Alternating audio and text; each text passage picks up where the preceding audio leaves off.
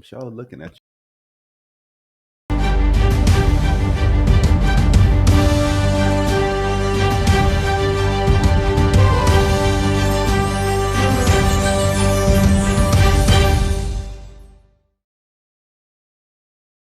Habari Entertainment proudly presents Habari Live. Habari Live. From Phoenix, Arizona. And you're listening to the Habari Live podcast. The show that brings you news, sports, and entertainment for people who love HabariEntertainment.com. Here are your hosts, Aisha, Jimmy, and Damon Dipleen Ellison. Let's get it going. We are all the way live.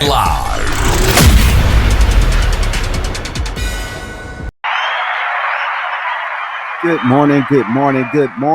We are thrilled to bring you the latest edition of Habari Live, your go-to podcast to the pulse of Phoenix and beyond. Like always, we are all the way live from Paradise Valley in Phoenix, Arizona. I'm Damon Dipleen Ellison. Aisha. And Joey, I'm here too. are you? We'll be your guide through the exciting stories and everyday happenings in our vibrant community. Today in Habari Live, we're going to bring you inspiring voices and transformative ideas.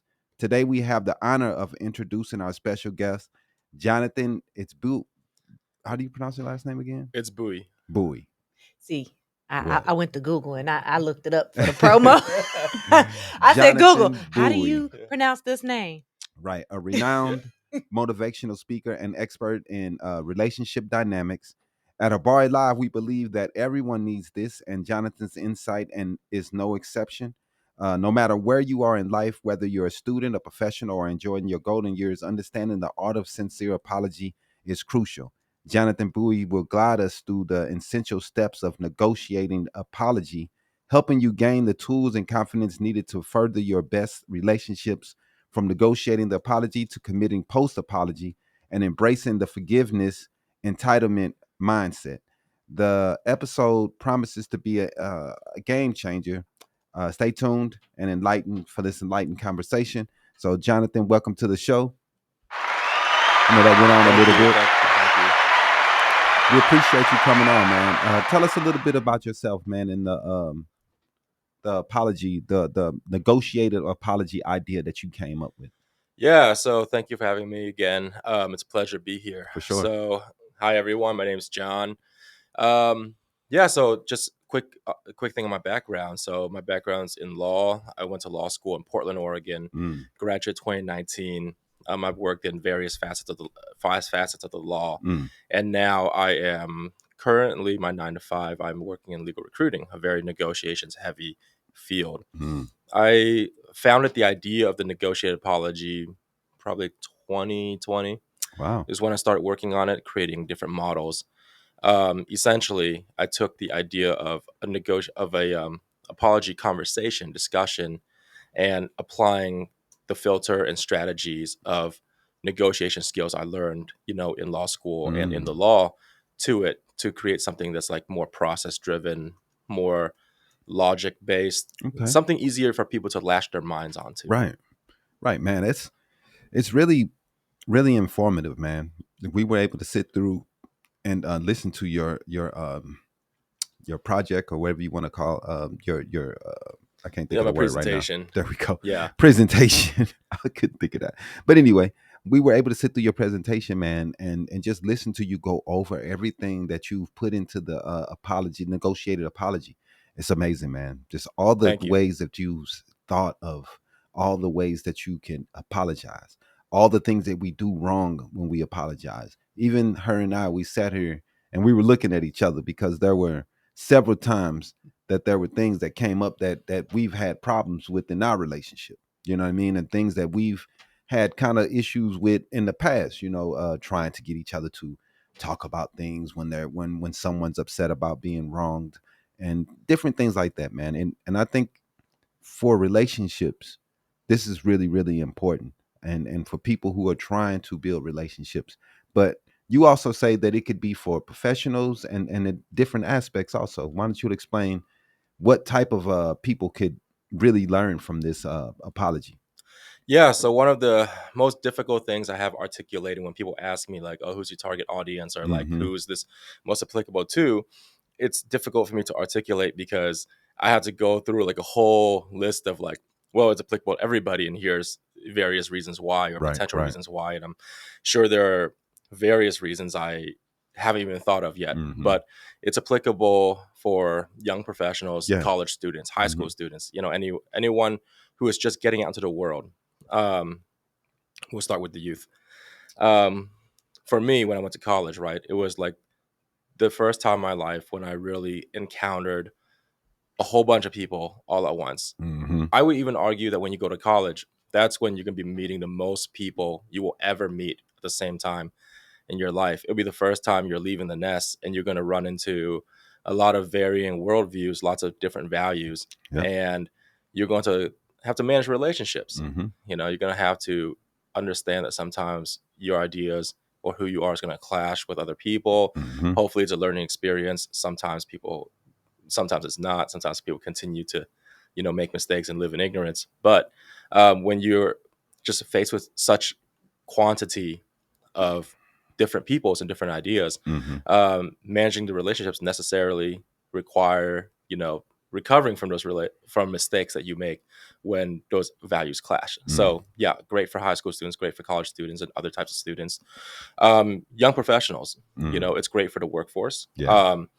For I feel like it would be a culture changer for a lot of companies when you're able to kind of give a lot of your entry level, mid management, C-suite folks this powerful but simple tool set to Mm-hmm. use in, you know, just ground level interpersonal relationship management, Yeah. right?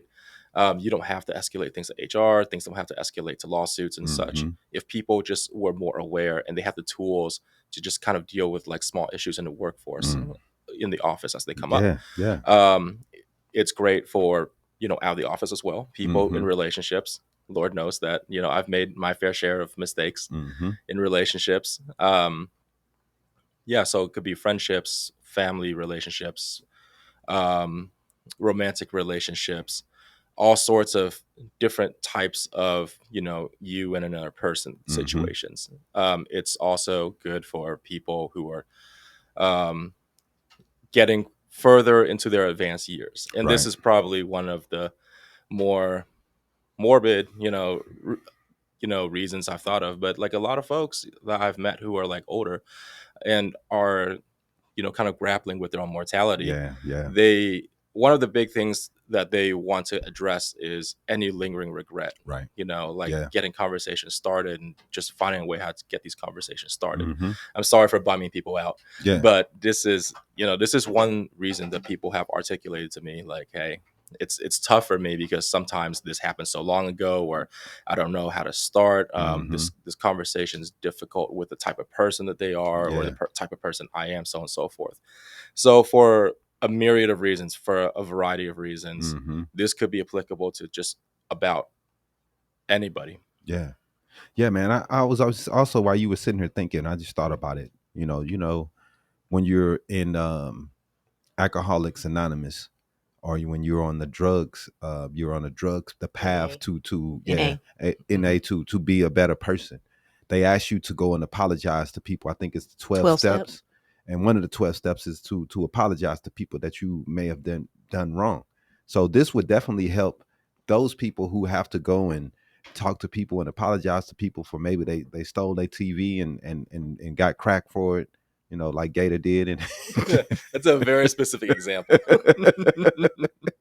but anyway, you gotta you want to apologize to people, and sometimes, man, you just don't know, like you said, you don't know where to start or how to begin. And I think that's the main reason that apologies are never brought up, because you just don't feel like you're gonna say the right thing, and it's better Mhm. just to try to move on, and instead of trying to apologize and make sure that a person feels good about that situation.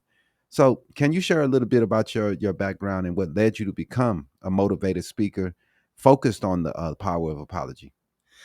Yeah. So for me personally, let's start with what's happening inside of me. Hmm. I mentioned a moment ago when I was in college, I met a whole lot of people. Yeah. I was not good at managing those relationships. I was never good at managing relationships even before then. Right. Um, I feel like I was like a lot of other young men, right? Angry, felt the world owed me something, self-centered. Um, and so I often did things and I never believed in my mind that I had to take accountability for them. That's That right. I was entitled to people either tolerating it or letting it go. That's real. And as I got older, I started to realize like, yo, this is like really affecting my relationships. People are choosing to leave my sphere, or I there's like aggregate harms, aggregate hurt Right. that eventually just made them realize like, yeah, forget this guy. I'm not gonna be around no more. Sometimes it wasn't necessarily, them blowing up at me and being like, I'm never talking to you again. Right. Sometimes it was just like, oh, I haven't heard from them in like three Yeah, just months, ghosting you, 6 huh? months, Right. year, so on and so forth. Right. And with today's culture of ghosting, it's just becomes more and more. You're just more and more susceptible to being Yeah. ghosted if you don't continue to manage those relationships. So that's one reason why. That's my personal reason for looking deeper into apologies. Yeah. But externally, I'm just I just saw a lot of people who are hurt, especially in this political climate, right? People who were choosing party over family and friends, and Yeah, man. they threw themselves into the political fervor. And for those who are still, in that political fervor, like, I wish you the best. But I also talked to a lot of people who were like, I wish I hadn't isolated myself from people who cared about me, because, now I got nothing and they're gone, and I want things to, be fixed. I want things to be solved, but Yeah, I don't man. know how to start. Right. Um, and that's just one example of like so many people just kind of letting relationships go, just giving up because they don't know how to have these conversations. Yeah. Yeah, man. It's difficult. There's a lot of pride. Everyone has a lot of pride, and it's hard to admit that you were wrong. It's just difficult. And nobody Hmm. wants to be alone, you know what I mean? But sometimes pride weighs more than the effect of being alone. And sometimes you have to be alone before you realize, man, maybe I should start apologizing to people and stop being such an asshole. But we as people, you know what I'm saying, we make mistakes, and hopefully learning things like this from you, John, can benefit the the public to be able to talk to each other, to be able to start that conversation, because that's what the problems are. We just can't start that conversation. We can say it in our head how we think it's going to go, but it never goes that way. But you have to be able to be diligent in these things, and just regardless of what's going on, go through with what you were going to say and make that apology, because that's an important relationship. People lose jobs. People break relationships that could have benefited them because pride, because they Hmm. couldn't get over themselves and just apologize for being wrong, and just that pride of not being able to say, "Hey, I was wrong, man." It's a lot of people who don't want to do that. They don't have that ability to just admit, "Hey, I did that, messed up. I messed up." And that's number one thing in the world, man, is just to admit to yourself that you made a mistake. It's okay. We all do. We're human. Nobody is perfect in this world. So I think that's why I think it's so important, man. And you already, just going through that hour with you, I learned a lot about what we do as humans, how we avoid conversations, how we like to put our problems on other people, how we can't talk about the real issues and we try to avoid them. That those are the things that that really stood out to me. So why do you believe that everyone, regardless of age, stage in life, needs to know how to effectively apologize? Well, because the long and short of it is, you're always going to make mistakes in a relationship. Hmm. Um, the point of the point is not to never make a mistake in any type of relationship at all. You will invariably do something that's going to hurt someone, be Hmm. harmful to them, Yeah. It's not about just walking on eggshells and trying to avoid that completely. Mm-hmm. It is about how you recover from when those things happen, how you learn from it, and how you build trust, with the person that you wronged, Yeah. and how you move forward. Right. Right? There's a very powerful trust in people, in someone knowing that you are able to take accountability, that you're able Mm-hmm. to handle your mistakes with grace. Yeah. The analogy I use is like a tumbling gymnast. Mm. When you tumble and you mess up, right? Are you going to just roll and hide and Right. hope that no one saw it? No, that's that's probably the worst thing you can do. Mm-hmm. You try to recover and you try to stick that landing regardless. So if you are known as someone who can, metaphorically stick that landing with a Mm-hmm. strong apology and acknowledgement of, wrongdoing, um, once, harmful conduct and mistakes do come up, um, regardless of the way that you've hurt the other person, if they do forgive you, they will also start to trust your ability to handle Yeah. yourself. And that's important. Um, if you can't build trust in someone, if people can't feel as though they can trust you, there's a lot of things that you're going to lose out on. Mm-hmm. You're not going to get that promotion at your job. You're not going to become the manager. You're not. No one's going to be able to put their trust in you if they don't feel they can trust you. Mm-hmm. That's the top notch. They have to feel as though that you're going to take responsibility for anything that happens under your watch. That you're going to own up to any problems that you are facing and they came to you with. That you're not going to be able to just put everything off on someone else and you're going to take full responsibility.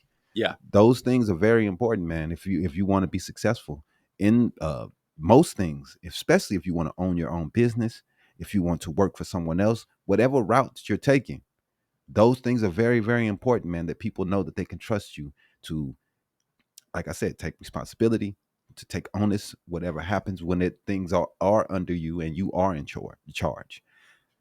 Yeah, that's correct. I mean, trust is something very interesting. I don't think people put a lot of thought into like what trust truly is, Mm-hmm. right? Um, you can't talk someone to trusting you. You can't trick someone to That's trusting real. you. You can't trick yourself into trusting someone else, Mm-hmm. right? Trust is just a feeling. Trust is just knowing that that person is exactly who you think they are, whether Yep. that's a positive or negative connotation. Mm-hmm. Um, but and trust is also deceptive, right? On Yeah. one hand, if you have built trust over a long period of time, Mm-hmm. one thing can shatter that trust. Yeah. One thing can break that trust. But at the same time, despite the fact that trust could appear so fragile, Mm-hmm. trust is also a very powerful tool. Like to your point, you were saying like if you're trusted, you'll be promoted. Mm-hmm. If you're trusted, you'll be given more duties, Yeah. right? If you could cultivate trust around you with all the people, who care about you, the people you work with, Mm-hmm. and you are just known as a person who is trusted, right? And you never stray. Imagine how much more powerful you are as a person, That's real. how much you're more powerful your reputation, Mm-hmm. and people just knowing innately that like, hey, this guy or this girl, they're good, Mm-hmm. right? Yeah. And that's what you live for. Mm-hmm. I mean, that's what we wake up in the morning for. You. I mean, I don't think I know of one person who wake up every day saying, "I want everyone to distrust me." Your Precisely. your moves in life is to get people to trust what you're doing, trust what you're saying, trust the direction that you're going. When you're young, you just don't think about these things, man. You just like, oh man, it's life I'm living. You just don't think about it. But if you don't have trust and no one can trust you, these are the reasons why you won't get some of the things in life. Your parents won't come to you and ask you, hey, you want the car? Hey, you Mm-hmm. want this? Hey, we're going to be gone for the weekend. We're going to leave you here by yourself. You won't get those things because your Mm-hmm. parents don't trust you, because you've always messed up. You've always done the wrong things if you've never taken responsibility for it. Kids don't realize it, man, how much the things that they're messing up with their parents. Because but you have that, hey, we're gonna leave you here for the week. Now you're gone for the weekend. Now you can do what you want to do. You can build that trust and then you get more freedom. Mm-hmm. You're mad because your parents are all over everything you do and they're not letting you make good big decisions. Well, when they give you an opportunity, you have to make sure that you go through 100% and they understand what you're doing and you're communicating what's going on. Because if they can't put their trust in you, you're never going to get those opportunities. And that's what I always try to tell, man. It's hard for kids, and I know how hard it was for me, because I didn't really trust grown-ups. And you have to be able to put that trust in them, just like they hope to put trust in you. So could you walk us through the key steps involved in the negotiated apology process? Yeah. So I divided the stages of, the timeline Mm, between a harmful conduct being done to someone through the very end of the apology right. itself. So, like I said, it's very much based on real world money negotiations. Mm-hmm. The first step is the strategy, or the first stage is a strategy stage. There are 3 steps to that. And the reason why I have a strategy stage is, the way I analogize it is, you wouldn't go try buy a car or a house and negotiate for a car or a house without some sort of strategy, right? Right. So why would you go into an apology without some sort of strategy? Man, it's so Um, true, man. First stage, strategize. Step 1, identify the parties. It sounds like it's kind of a no-brainer, but you'd be surprised like how dynamic, trying to figure out like who's been affected, Mm-hmm. how confusing that could be. Yeah. So step 1 is to identify the parties. Step 2 is to examine the link between the harmful conduct and the harm experienced. Mm-hmm. And this is where you're examining the causal relationship between action and consequence, Yeah. and also examining root cause of what motivated the action. Mm-hmm. Step 3 is to start brainstorming your initial restitutions, what you're going to do to what you're going to do, what you're offering to the victim in order to kind of get them whole again, or or preventing like future Yeah. incidents of like the same thing happening Right. over and over again. Mm-hmm. So that's the first stage. It's just you. It's just thinking. It's just strategizing. It's just studying. It's just coming to understand the problem, the Right. scope and the parameters of the problem, Mm-hmm. and then trying to brainstorm potential solutions to it. The next step is the apology itself. This Right. is where you go in, you start actually negotiating and saying the words of apology. Mm-hmm. And this is going to be a 2-person dynamic. This is when the victim has cooled down and Mm-hmm. they are ready to talk to you. So 4 steps in this stage. The first is to recite in detail the conduct that went down, Mm-hmm. right? Because sometimes your account and their account might not be exactly the same. It's true.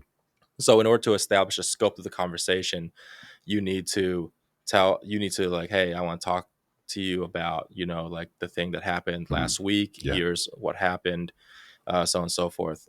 Sometimes you also need to volunteer extra contextual details, Mm-hmm. details that are related to the harm that they might not know in the immediate, but would inform them of the total scope Right. of like what went down. For example, right, if it was like adultery, infidelity, Right. right, some of the questions they might have around the nature of the cheating was, when did it start, how many times, who else with, so on and so forth. They might have just caught you in that one time, Right. right? But some of the questions that they'll need answered to totally understand what the scope of this conversation is going to be is like Mm-hmm. all those things. Right. So that's the first step. Second step is to explain your reflection, Mm. explain, like how um, you understood that the harm could have affected them. Right. This is why reflection in the first stage is so important, Mm-hmm. because you're trying to put yourself in their shoes. You're using empathy, not sympathy. Mm. You're not feeling bad for them because they were hurt. You are empathizing with them because you're trying to understand the way they were hurt. Definitely. You're articulating your reflection, your empathy, to show, the victim that like, hey, I'm truly trying Mm. to understand, like, how my actions like hurt you, Right. and where we are right now Mm-hmm. as a consequence of that. I like doing steps 1 and 2 Right. first, Mm-hmm. articulating the details of the harm, and then articulating the reflection first before I get to actually offering the words of apology, Yeah. which is the next step, actually saying I'm sorry. Mm. Because when you offer those 2 things first, you're essentially answering their questions of, do you know what you did to me? And do you know how I felt? Right. Do you understand how this really hurt me? Mm-hmm. And so if you would just jump straight to I'm sorry, right, and not really kind of address those two big questions, the I'm sorry is much more nebulous, Yeah. right? It might be they won't totally understand the impact of it. Right. So once you talk about, those two big things first, then you actually say the words I'm sorry, right? Mm-hmm. Ideally, even if they don't trust you at that point, even if they don't um completely forgive you at Mm-hmm. that point, if they understand that you are acting outside like your own moral framework, Right. when you say I'm sorry, ideally they believe you Mm. that you are sorry, Right. because And and you've that's because explained you to them. right, and Yeah, that's because because you went through the steps properly. of explaining to Mm-hmm. them, like, you understand. So if, logically, right, if someone's like, well, they clearly have articulated they understood where Mm-hmm. I'm at and that they're sorry for it, um there's a higher likelihood that, again, they might not have forgiven you, Mm-hmm. but they will accept that Right. I'm sorry. Definitely. And then you finally go to the last step where you offer the restitutions, Mm. where you start talking about, like, hey, I want to move forward, I want to figure a way to fix this. Mm-hmm. And the restitutions are important because it's all about action. Right. What action are you going to take to either make them whole again Mm-hmm. and or prevent future harm? Yeah. I mean, like I was saying, you well, I'm sorry, like I was thinking over here, like you've been in relationships, you've cheated, you did things like that. I know I have. I've done the wrong thing. And you don't always know the way to come to a person, and sitting down and thinking about how you're going to talk to that person. Most people don't do that. We just go on with our lives, and I'm sorry, my bad, and that's not going to fix the problem. You have to really sit down and put yourself in their shoes, and that's something I didn't do because I didn't really care at the time about the women I were with. But when you come being with the woman that you really care about, you have to figure out a way to apologize because you really want to make this work. And sometimes, we go to a point where we just don't really want to take that extra step, man. And sitting down and thinking about how you're going to approach this, that's a big way of showing that, I mean, you really care about this person. You really care about what they think about you, and you really care about the future with them. You probably won't do this for every person that you wrong, but there's going to be people that you really care about, that you want to change how they're looking at you or thinking about you. So that's why I'm thinking that this is a big step for someone to be sit down and say, all right, let me come up with a couple notes and write for a moment and think about how can I approach this to make this better, man. And I really took that out of your presentation, is just, man, thinking about it, because we don't take that time, man. We never do. We just go on with life, and most people don't take a few minutes to sit down and say, how can I make this better? We just go through life and try to just, hopefully she'll forget it, or if we don't care, we just keep going, and I think, man, it's a great idea to brainstorm, just like you would anything else. You want to start a business, Hmm. if you want to become an NBA player, you have to come down, you have to write down what you want to do, put down your steps to get there. And it's no different when apologizing and trying to build relationships. And I've never heard anyone say that before in my life, just sitting down and talk about this and write it down by yourself, and then you'll be more prepared to come talk to that other person. No one ever said that in my life. I don't think no other people have heard that analogy, or just that advice. To take a time, give them a couple moments, sit by yourself, think about what you've done, figure out how you can go and talk to them. What's the best ways to open up the conversation? Exactly what did you do to hurt them, and really coming to a point where you really, really understand, instead of just, I messed up, whatever, she'll get over it. You have to really think about the other person, man, and what that did, losing that trust, did to you, did to the relationship. It's a big deal, man, and that's why I wanted people to hear what you were saying, because I think it's so important for us to do this, to keep the relationships going, man, because just being by yourself is not it. Being a baby mama is not it. Not having a man and that supports you is not it. We have to be able to be apologize. Stop being so stubborn. We're losing relationships. People who used to they made a baby together. They were going to become a family. Now it's a hard time. We're coming into some difficult times, turbulent times, and instead of us working it out, coming down, sitting down, figuring out a best way for you to say I'm sorry and me to say I'm sorry, for we can go forward, it just breaks. People just break up. Now that the kid is not going to have his father, now things are not going to work out the way it should be, because we couldn't apologize because it was too prideful. These things are too important, man. And that's why I think this is so important, what you're doing, because it could help to patch up relationships that maybe never should have been broken up in the first place, or to keep families together, because we know that two-parent homes do much better than one-parent homes. Not saying that you can't be successful in a one-parent home. We just know by the numbers that it's more successful when you have both parents in your home. The kid sees more success, more happiness. They do better in school. They get in less trouble at school. These are the things we know these for facts. So you got people breaking up, man, and never getting back together because one person couldn't step up and apologize and figure out how to get this to this person's to apologize. I mean, to take your apology, or to forgive. So that's a hard part too. To forgive, man, it's not easy. So sometimes you have to swallow your pride in that step also. You know what I mean? It's not Yeah. easy to to forgive someone. Forgiveness is hard, but forgiveness is like trust, right? It's a feeling. Yeah. You can't trick yourself into forgiving someone. You can't talk yourself into forgiving someone, right? You can't. It's just something you just have to feel. You just have to feel that you holding them responsible for your pain has been let go. Right.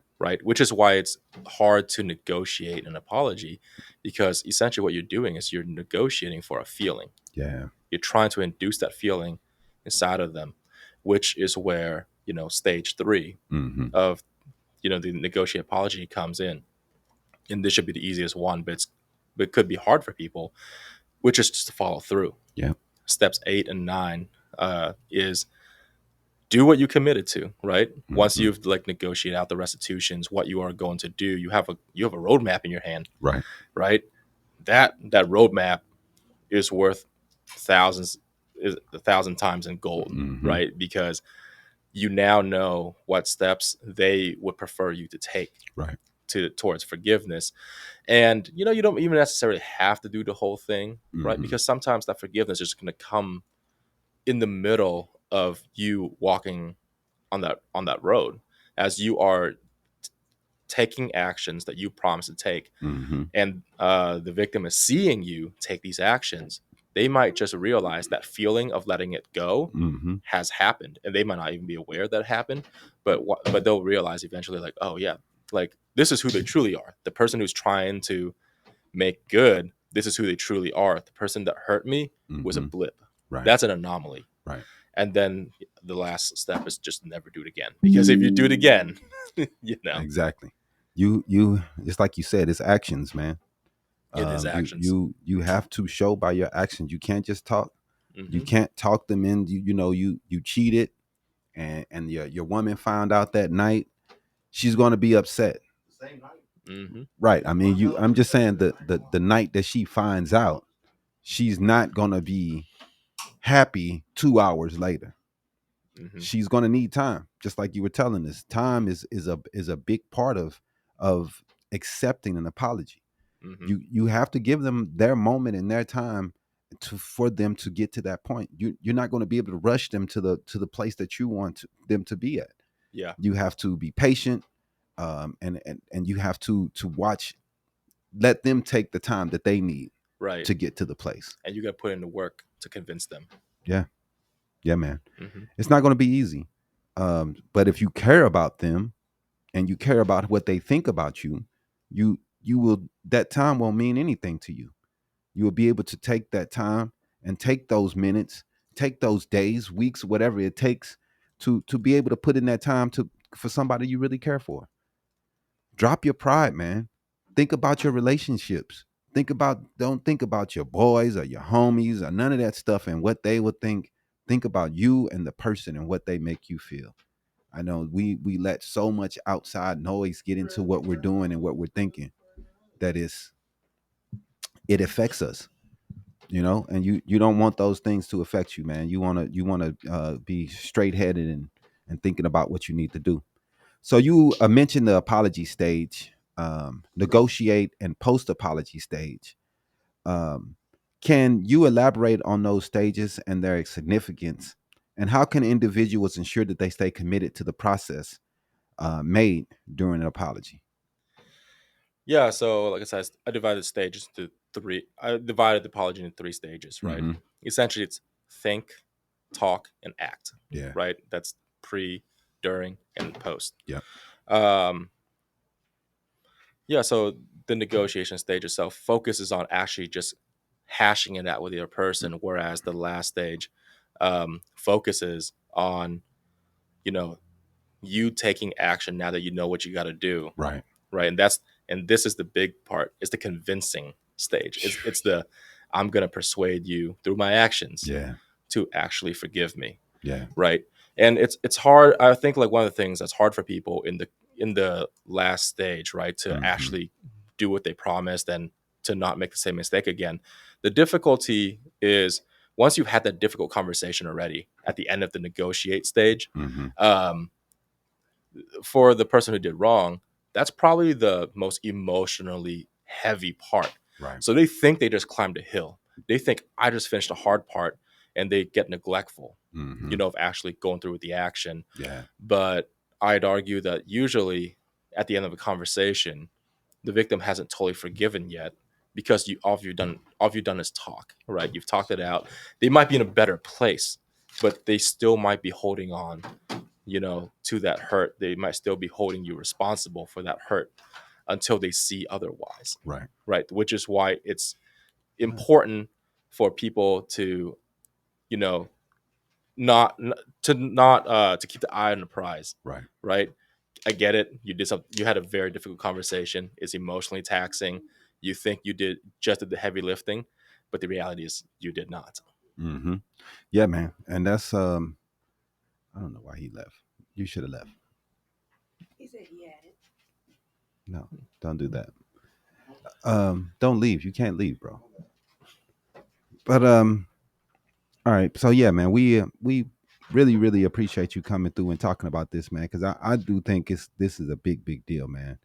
Because like I said, if you can figure out a better way to communicate with someone, a better way to get to the end goal of trying to get that forgiveness, I think this is, man, a great way to help people to get to that stage. And I think that communication is something that so many of us lack those skills.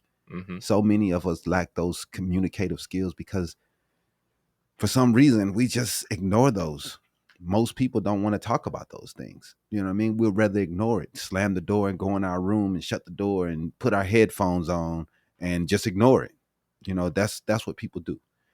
Instead of confronting it, trying to figure out what I did wrong, how can I figure it out to do it better, and how can I get to a better place instead of us being in this tumultuous energy, and we're hating each other, and we don't want to talk to each other, and it's a better way.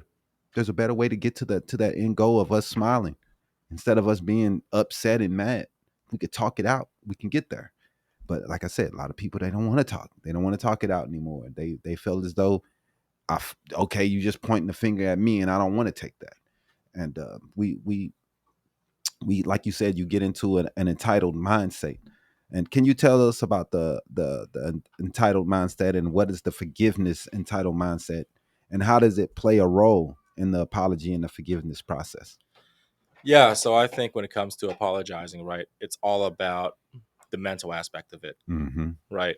Um, so the forgiveness entitled mindset is the model which I use to describe something that I feel like I'd say probably 90% of all of us were taught when we were like 5, 6 years old, Mm-hmm. which is when you do something wrong, you have to apologize. You have to Right. say sorry, which works great for when you're like 5, Right. right? Because then it's a tool for you to utilize, for you to recognize when you did wrong, and to have some sort of like, a solutions based Mm. action you can take.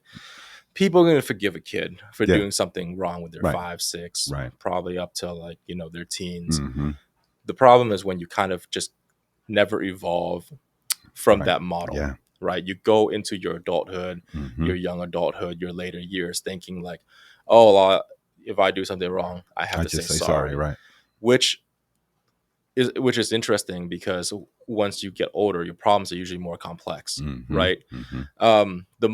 When you do something wrong, you have to say sorry. Essentially, makes the I'm saying I'm sorry part a mere formality Right. in which forgiveness is obligatory, Mm-hmm. Mm-hmm. right? If I say these magic words, I'm sorry, this person, they have to forgive me. No. And when you're an adult with Mm. more complex feelings, Right. when problems are more nuanced and have more context, Mm-hmm. that's a terrible way to live your life. Right. And it's also very detrimental to your relationships, because if you fully subscribe to the idea that I'm entitled to forgiveness because of Mm. this one of these two words, I'm sorry, Right. you are shooting yourself in the foot Mm-hmm. when you go into these conversations, because your mindset is completely wrong. Yeah. You're thinking I'm entitled to their forgiveness, not I have to earn their forgiveness. I have to work for their forgiveness. Mm-hmm. Which is why, you wouldn't get to like, where I'm at with the negotiated apology, Right. this more robust system of how to fix things, Mm-hmm. because you're not thinking that far.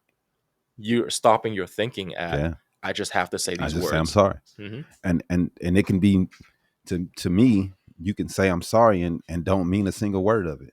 That's And correct. and that's what most people don't understand. Just because you said I'm sorry, it doesn't mean anything.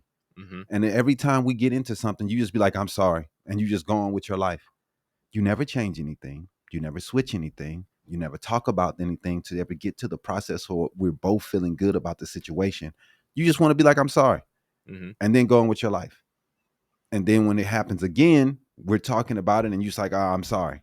And then Hmm. you just like don't understand that we're not getting to an end goal. And that is the reason why I don't feel efficient in a relationship. You don't feel efficient because we're not really talking these things out. We're just like, oh, I'm sorry. And it's like, are you going to accept my apology or what? And then Yeah. the other person, they're getting mad. They're trying to push you on to accept the apology. And you're like, I don't feel like we're fixing anything. I'm Correct. just taking your apology, and this could happen tomorrow because we didn't really rehash or talk about or figure out a good way to fix the problem. We're just saying I'm sorry, which is just a band-aid. And it's not really fixing what we really are facing. And that's what a lot of people do, because they don't want to talk about it. And talking about it is, we know that's the toughest part. Yeah. It's tough. Nobody wants to talk about how they did something wrong. But that's what we have to do. We have to talk about it for all the parties feel comfortable about what's going on and where we're going and where we're trying to get to. And just saying, I'm sorry, leave me alone, it's not going to get it done. The person that's feel wronged, they just feel like we're just throwing my thoughts and how I feel out the window and just leaving it at that because you said I'm sorry. And most people, that's what they want to do. I'm sorry, leave me alone. And you're like, man, but babe, what's going? No, I'm sorry. It's like, all right. Hmm.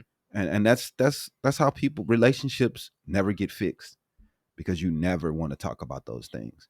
So how can we cultivate a mindset that balances seeking forgiveness and feeling entitled to it?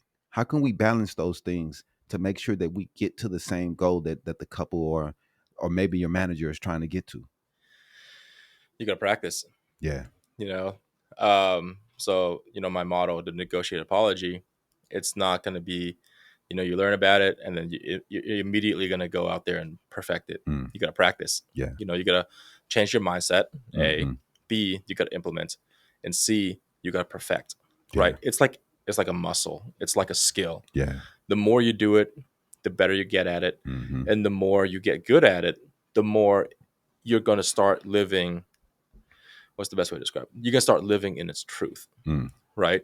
You're going to start seeing the world more from a perspective of, being better at examining the causal effects of your actions. You're Yeah. going to be more critical of yourself. Mhm. You're going to be more conscientious of the way you affect people. That's real. So it's going to have an aggregate effect. It might be slow going at first, and Mhm. you might think like, oh, these things all happen in a bubble, but you'll see how everything ties together the better you get Mm. at practicing, apologizing. Yeah, man. I agree wholeheartedly. So I have another. We have a couple more questions here, but how can an effective apology transform and improve relationships, whether personal or professional? It could transform them in all the ways. Mm. It could lengthen the longevity of the relationship. It could strengthen the relationship. Um, the if you like I said near the beginning of this podcast, if you learn to apologize well, Mm-hmm. you will be trusted Yeah. to handle your mistakes. It's not about never making mistakes. It's about handling your mistakes. Mm-hmm.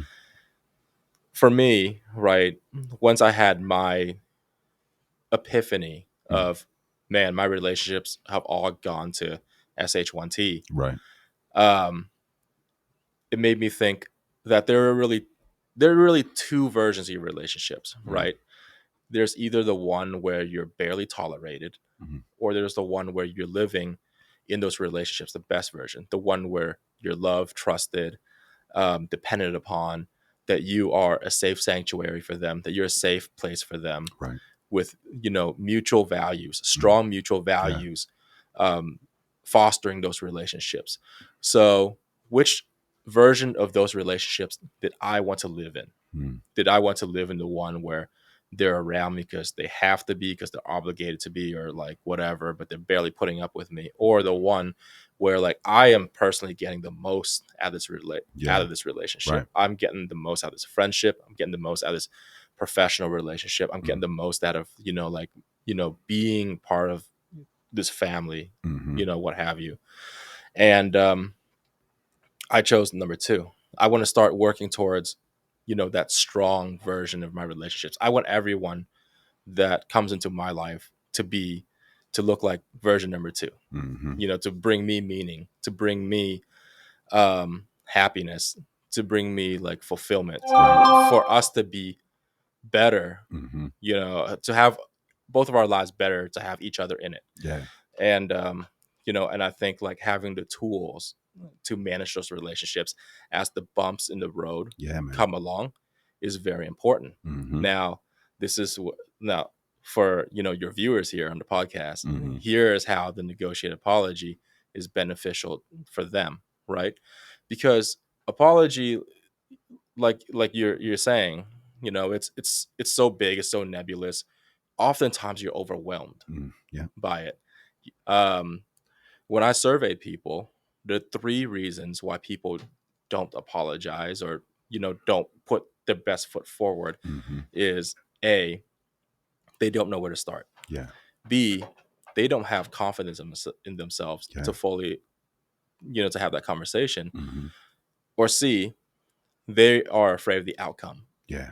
What if I put my all out there and I still get rejected? Yeah. Yeah. Right? Mm-hmm. So with the negotiated apology, it breaks down the steps from this massive nebulous thing into digestible steps that people could like latch onto. Yeah. That they could be like, okay, now that I kind of know that there's like a steps 1 through 9, Mm-hmm. I might be a little bit more confident following this, rather than just running into this highly emotional conversation completely blind. Yeah. right? Yeah. Yeah, man. I think, like I said, I love the part where you sit down and by yourself and you think about how you can get to this path of apology. Just thinking that you can just wing it, just thinking that you can just go in there and just throw something on the grill and it's going to heat up. That's not how it's going to be, man. You gotta marinate it. You gotta season it. You Well, have to you have to do those things. you might get lucky, but not everyone's gonna get lucky. No, Hmm. no, and I think sometimes, man, somebody that, oh, I forgive you, and they just don't want to talk about it anymore. Hmm. And that person is maybe at their wits end and just doesn't want to discuss it. But for you to take the steps to make sure that your actions and your words are matching and that you're all going to the same place, you have to make sure that you feel that she's really sincerely giving you an apology. And if you know that person, you know how they really feel. So if they really just be like, oh, I'm sorry, and you say I'm sorry, and they're like, okay, I forgive you. You have to really take out their energy and see where they're going. If it's just that they just don't want to talk about it anymore and they just forgiving you, or you're just getting on their nerves. So you have to take the sometimes it's take a step back. Hmm. All right, hey, we'll discuss this again on another day. I don't want to overstress you or anything like that and make this into a situation where we get into a bigger fight, me trying to press this on you. So just give the person time. Hmm. They may not always be at the same speed limit that you are on when you want to get, because the person who wants forgiveness is definitely on a faster track than the person that you're looking for forgiveness from. They're usually on a different time speed limit than what you want, because being hated by someone is something that no one wants to feel, and we want that over with quickly. But you're Yeah. not going to get those answers as fast as you want to in all situations. So you have to figure, like you said, you could get lucky and they could really, really forgive you because of your actions in the past. That because you've been upfront, because you've been trustworthy, that they can just be like, hey, I forgive you. I don't think that's your normal you, and that was just a bad day you were having. So I do think you can get lucky if you have set up the right protocols in your life and you've done things the way they're supposed to be done. So, can you share any personal anecdotes or success stories where you negotiated a policy that made a significant difference in your life? Oh man. Yeah, I could. Let's do a recent one. It's not a huge one. Hmm. Um, but it was like very meaningful. And it's like so recently I met this dude at a networking event, Hmm. and he came off a certain way to me. Yeah. Like not just in appearance alone. I barely interacted with him. I was like, "Hey, I'm John." He's like, "Hey, my name is like so and so." And he's like, I run this podcast, and Hmm. it had like a very like a toxic masculine sounding name, Hmm. and just the way he looked, like big ripped guy, very buff, and the cadence of his talk and the name of his podcast, I just kind of like, in my mind, I just put him in the same camp as like one of those like weird alpha male, Right. like manosphere dudes. Hmm. And so when he asked me about what I did and so on and so forth, and asked me to explain more details, um, I gave him answers based on a improper assessment of who he was. Yeah. Right? I thought that I he was this way, so I kind of like gave an answer to kind of counter some of like the toxic masculinity nonsense that I feel like he was gonna throw back at me. Turns out he's nothing like that. Mm. Wonderful human being, great dude. Um, and so after that interaction, after I realized I was like so wrong about him, I had time to marinate on it and realized that, like I owe this man an apology. Mm. So the next time I saw him at a different networking event, I went up to him and I said, like, hey man, I owe you an apology. And he was like, for what? So I went through, like essentially just like my framework, right? Mm. I explained to him, like, here's what happened, right? I met you here. And as we were interacting initially, all these kind of thoughts came to my mind, and and our post interaction after the initial interaction was all predicated on, Yeah. my incorrect mindset of Mm-hmm. who you were. Right. And then, the next step was to just kind of talk about my reflection. So I Mm-hmm. talked about my reflection. I talked about how, like, because I was wrong, right? Our interaction was went this direction instead of that direction, Right. right? And I was not giving you, like, the benefit of getting to know who you are, Mm-hmm. Mm-hmm. instead of, this caricature of who you were I built in my head. Right. And for that reason, I am sorry. I apologize. Mm-hmm. You know, and you seem like a great dude. I want to get to know you more. Like, some of the things, in my restitutions were like, hey, let's, like, meet up, so we can, like, have more one-on-one time, so I can actually get to know you, Right. so you get to know me, Mm-hmm. and I'm gonna take this as a learning experience. Right. Not be like this in the future. Not Mm-hmm. just be quick to judge people, because our interaction was a big learning experience for me personally. Yeah. And he was like, I had no idea that that's the way you thought or felt, but Mm-hmm. he really appreciated it. And now we have, like, a pretty cool friendship. It's in infancy. Mm. It's just starting, because Yeah. this is someone I just met very recently. Right. But I recognized my own shortcomings interacting with Yeah. this stranger. This wasn't someone I cared about, Right. at that time, right? But it was just the right thing to do Mm-hmm. for me, Yeah. and it's blossomed into something better. Right. And that's a good learning experience, because we all have preconceived notions. We all have biases. They're built into us because of the environments and the places that we've grown up in, and the things that we've seen throughout our lives. It's hard to break those biases. It's hard to Hmm. not let those biases come out into our lives and what we do every day. But you don't want those things to make those decisions for you. You want to let people be judged by their character. Even though it's hard, man, it's hard. It's not easy. It's coming from someone like myself, and you yourself too. We all have these notions, and it's hard to not have them. And I know a lot of people like, oh, people are racist, people are prejudiced, people have bias, but we all have them. And it's all Hmm. about, how do you get over those biases? How do you make sure that those biases aren't making decisions for you, or those biases aren't making bad decisions for you and putting you in places where you can't succeed because you see everyone with a preconceived notion that they're evil, or that they're going to do bad to you, or they're going to steal, or they're going to shoot, or whatever notions that you have. You have to get over those things, man, and you have to be able to talk to people of all type backgrounds, and not letting those prejudices or environmental thoughts take over what you are and who you are and what you want to be. And I think that's difficult, man, because we all see it every day. Yeah. People from the top to the bottom, they use those biases to keep them in power. They use biases to keep people in poor places, to keep them in certain environments so they can't succeed. We see a lot of people in those situations. This is the way it is. And some people, they are stuck in those situations. They think, I deserve it to be to this because I'm this, or because everybody I know is this.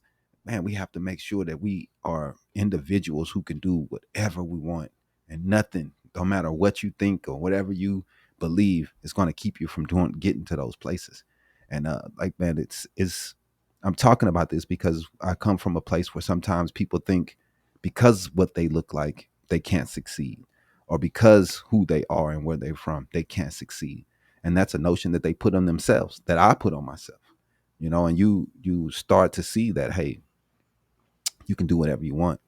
And sometimes it's hard to people to see those things, and dropping those biases and learning from those things like you did, it definitely can help you to go farther in your professional life, personal life, all those things, man, because you have to first believe you can before you can. If you don't think you can do it, then you won't. It's Yeah. as simple as that, man. Precisely. Yeah, man. So I have a couple more questions. Are there any common misconceptions about apologies that you'd like to address? Common misconceptions. I think the biggest thing we already addressed, which was, if you do something wrong, you have to say sorry. Yep. Yep. It's ingrained in a lot of people. Mm-hmm. I'm not saying everyone still subscribes, to that philosophy, Mm-hmm. but people rarely change unless, their situation calls for it. So a Yep. lot of people, That's real. I've met enough adults in my life who stuck to the, if you do something wrong, Mm-hmm. you have to say sorry mentality, that I feel like it's a pretty big problem Yeah. for, just the sheer number of adults, Yeah, man. that I see who still use it to this day. Mm. So that's one of the biggest misconceptions. The second biggest misconception is that apologizing makes you weak. Mm. I Yeah, a lot of people think wholeheartedly, that, man. I think accountability is powerful. Man. I think reconciliation is powerful. Mm-hmm. I think ownership, of your actions is Man, powerful. it's powerful. And I think the misconception is that, when you put yourself into a situation where you have to apologize or Mm-hmm. like say things, your body's, fight or flight instincts are telling you like, I'm uncomfortable, I don't like this, I need to get Right. out of this Right. situation. Right. Do whatever you have to do Mm-hmm. to get out of here. Leave, avoid, make excuses, Right. pin this on somebody else. But don't keep putting yourself into this position of pain. But this is where mastery of instinct and application of discipline is so important, Yeah. right?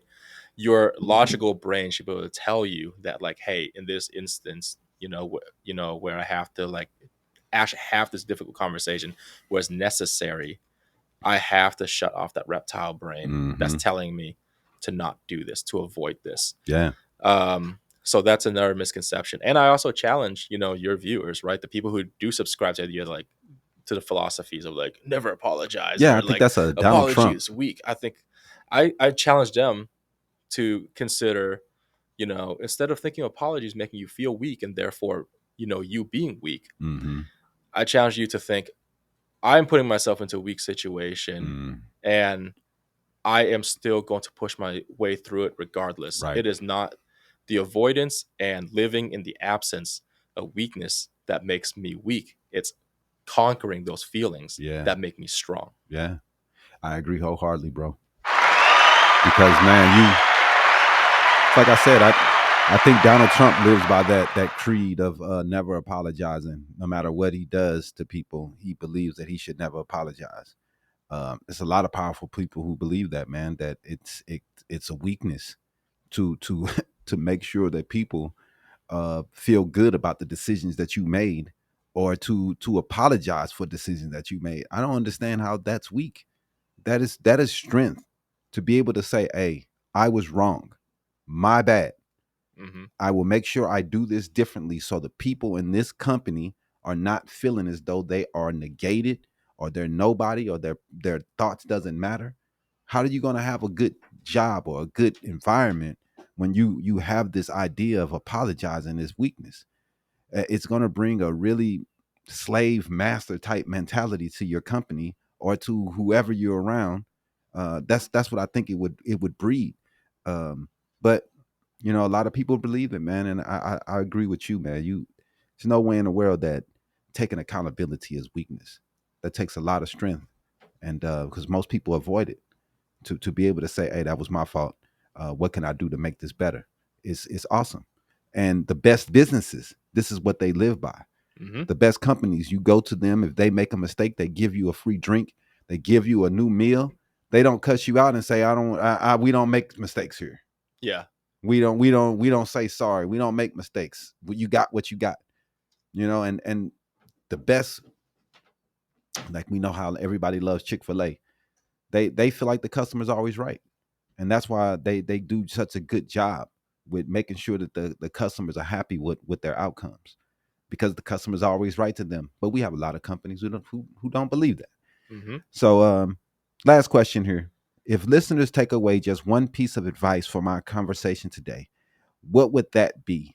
And how can you help people get in touch with you, or learn more about your work and the negotiated apology?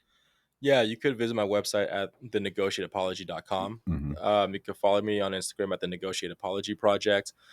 There's not a whole lot on there right now. I promise I'll work on that. It's all new. what I want people to take away from this is I want people to take away the idea that they are worth it.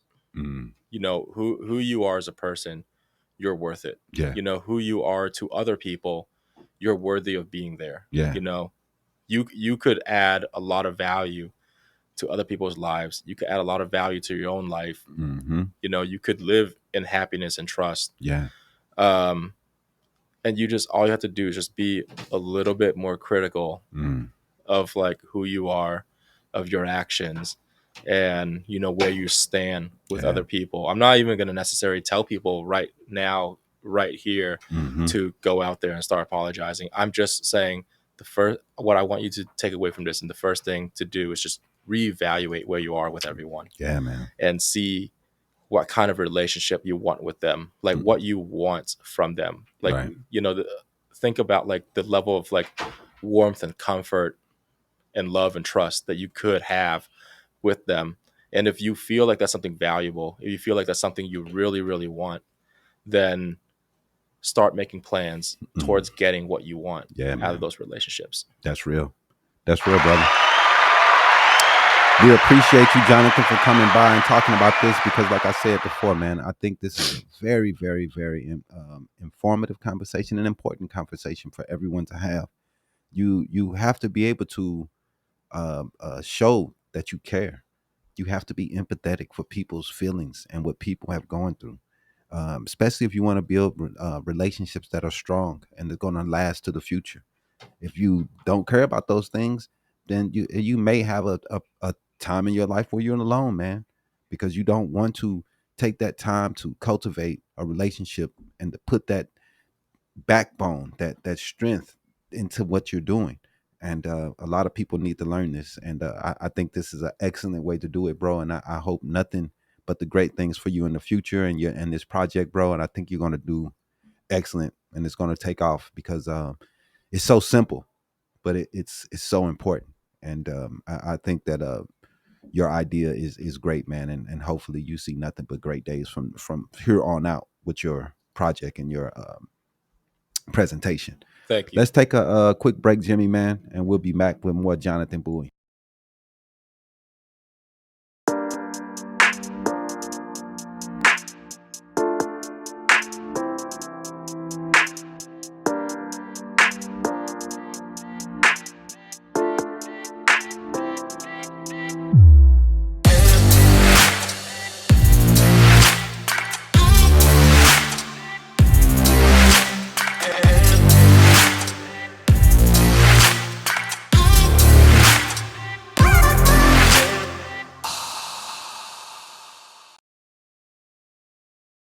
Radio voice. Yeah. We lose the sound. Are we back? Oh, what's your cue that we back? This dude here, dog. He don't point at Dog, you. He nothing. don't nothing. And we are back in 5-0. It just music just go off. But all right, we appreciate you, Jimmy. Let's go ahead and do the Habari News Weekly, bro.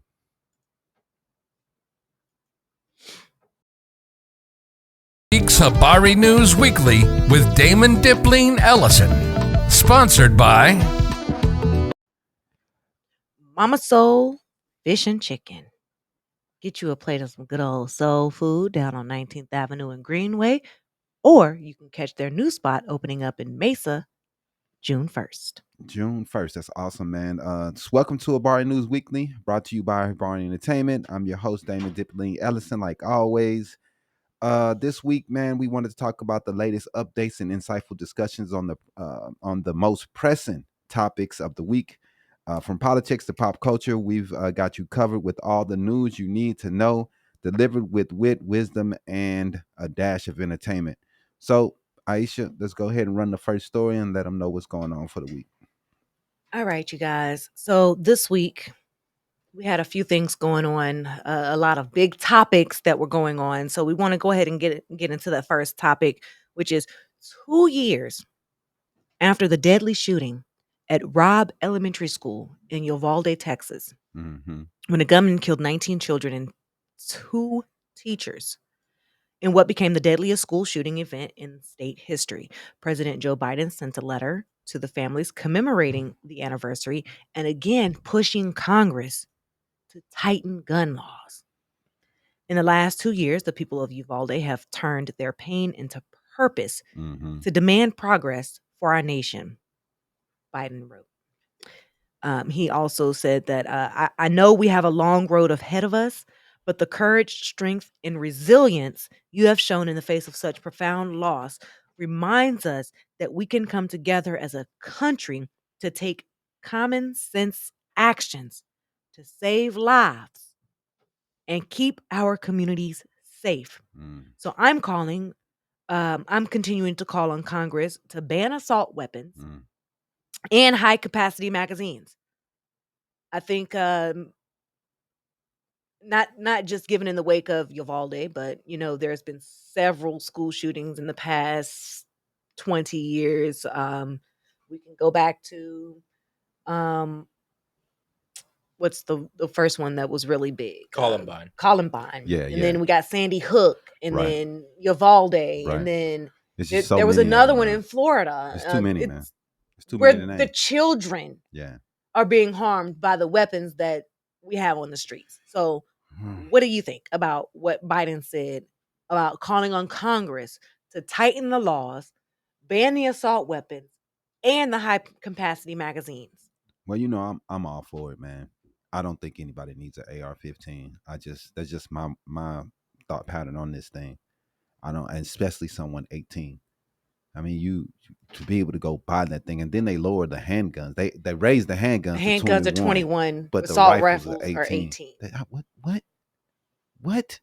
A bigger I magazine? can buy a AR-15 before I can even drink legally Hey, in the country. Hey, man, a lot of people are for guns, but like I say, you know where I fall. I just think that this we need to have more stringent laws, more background checks. We're the only country in the world that does this, man. The only one. Most countries, the background checks take so long for you to get a gun, man. They're suing Meta.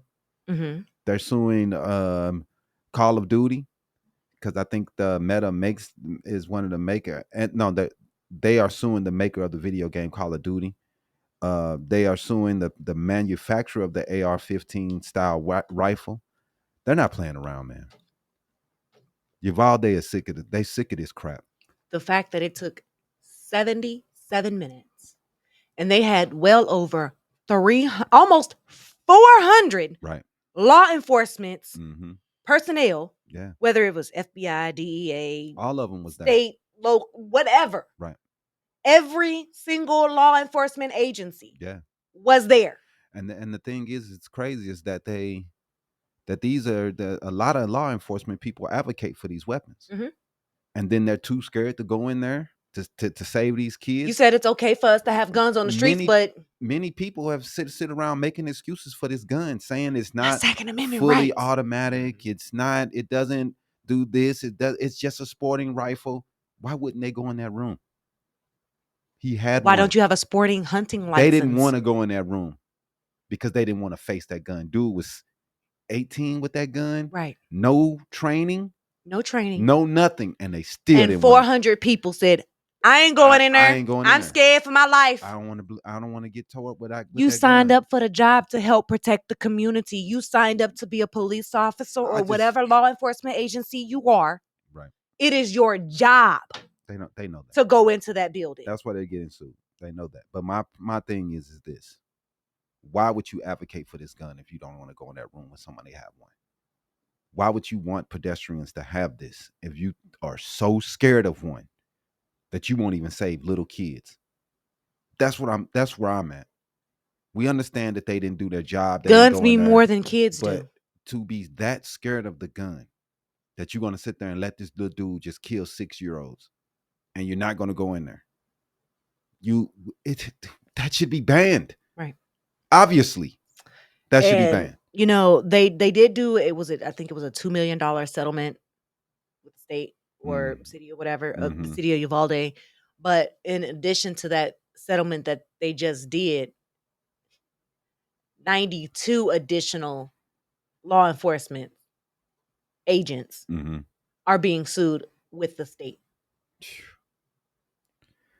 Yeah, man. It's tough, man. We have to, I don't know, man. We got to say to kids, that's how I'm looking at it. It's it's it's their lives, and we're putting our fear Mm-hmm. and our scaredness onto them. These guns should be nowhere near, man. We've had too many years of this stuff.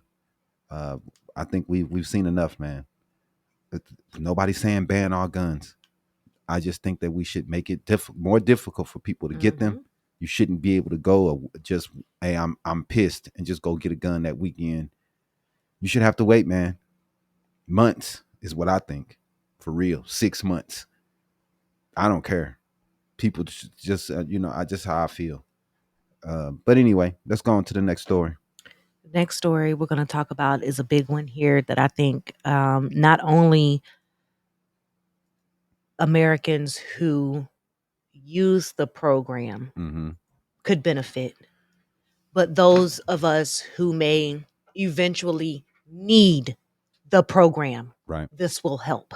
Mm-hmm. For the first time, Medicare is now negotiating the prices for some of its prescription drugs.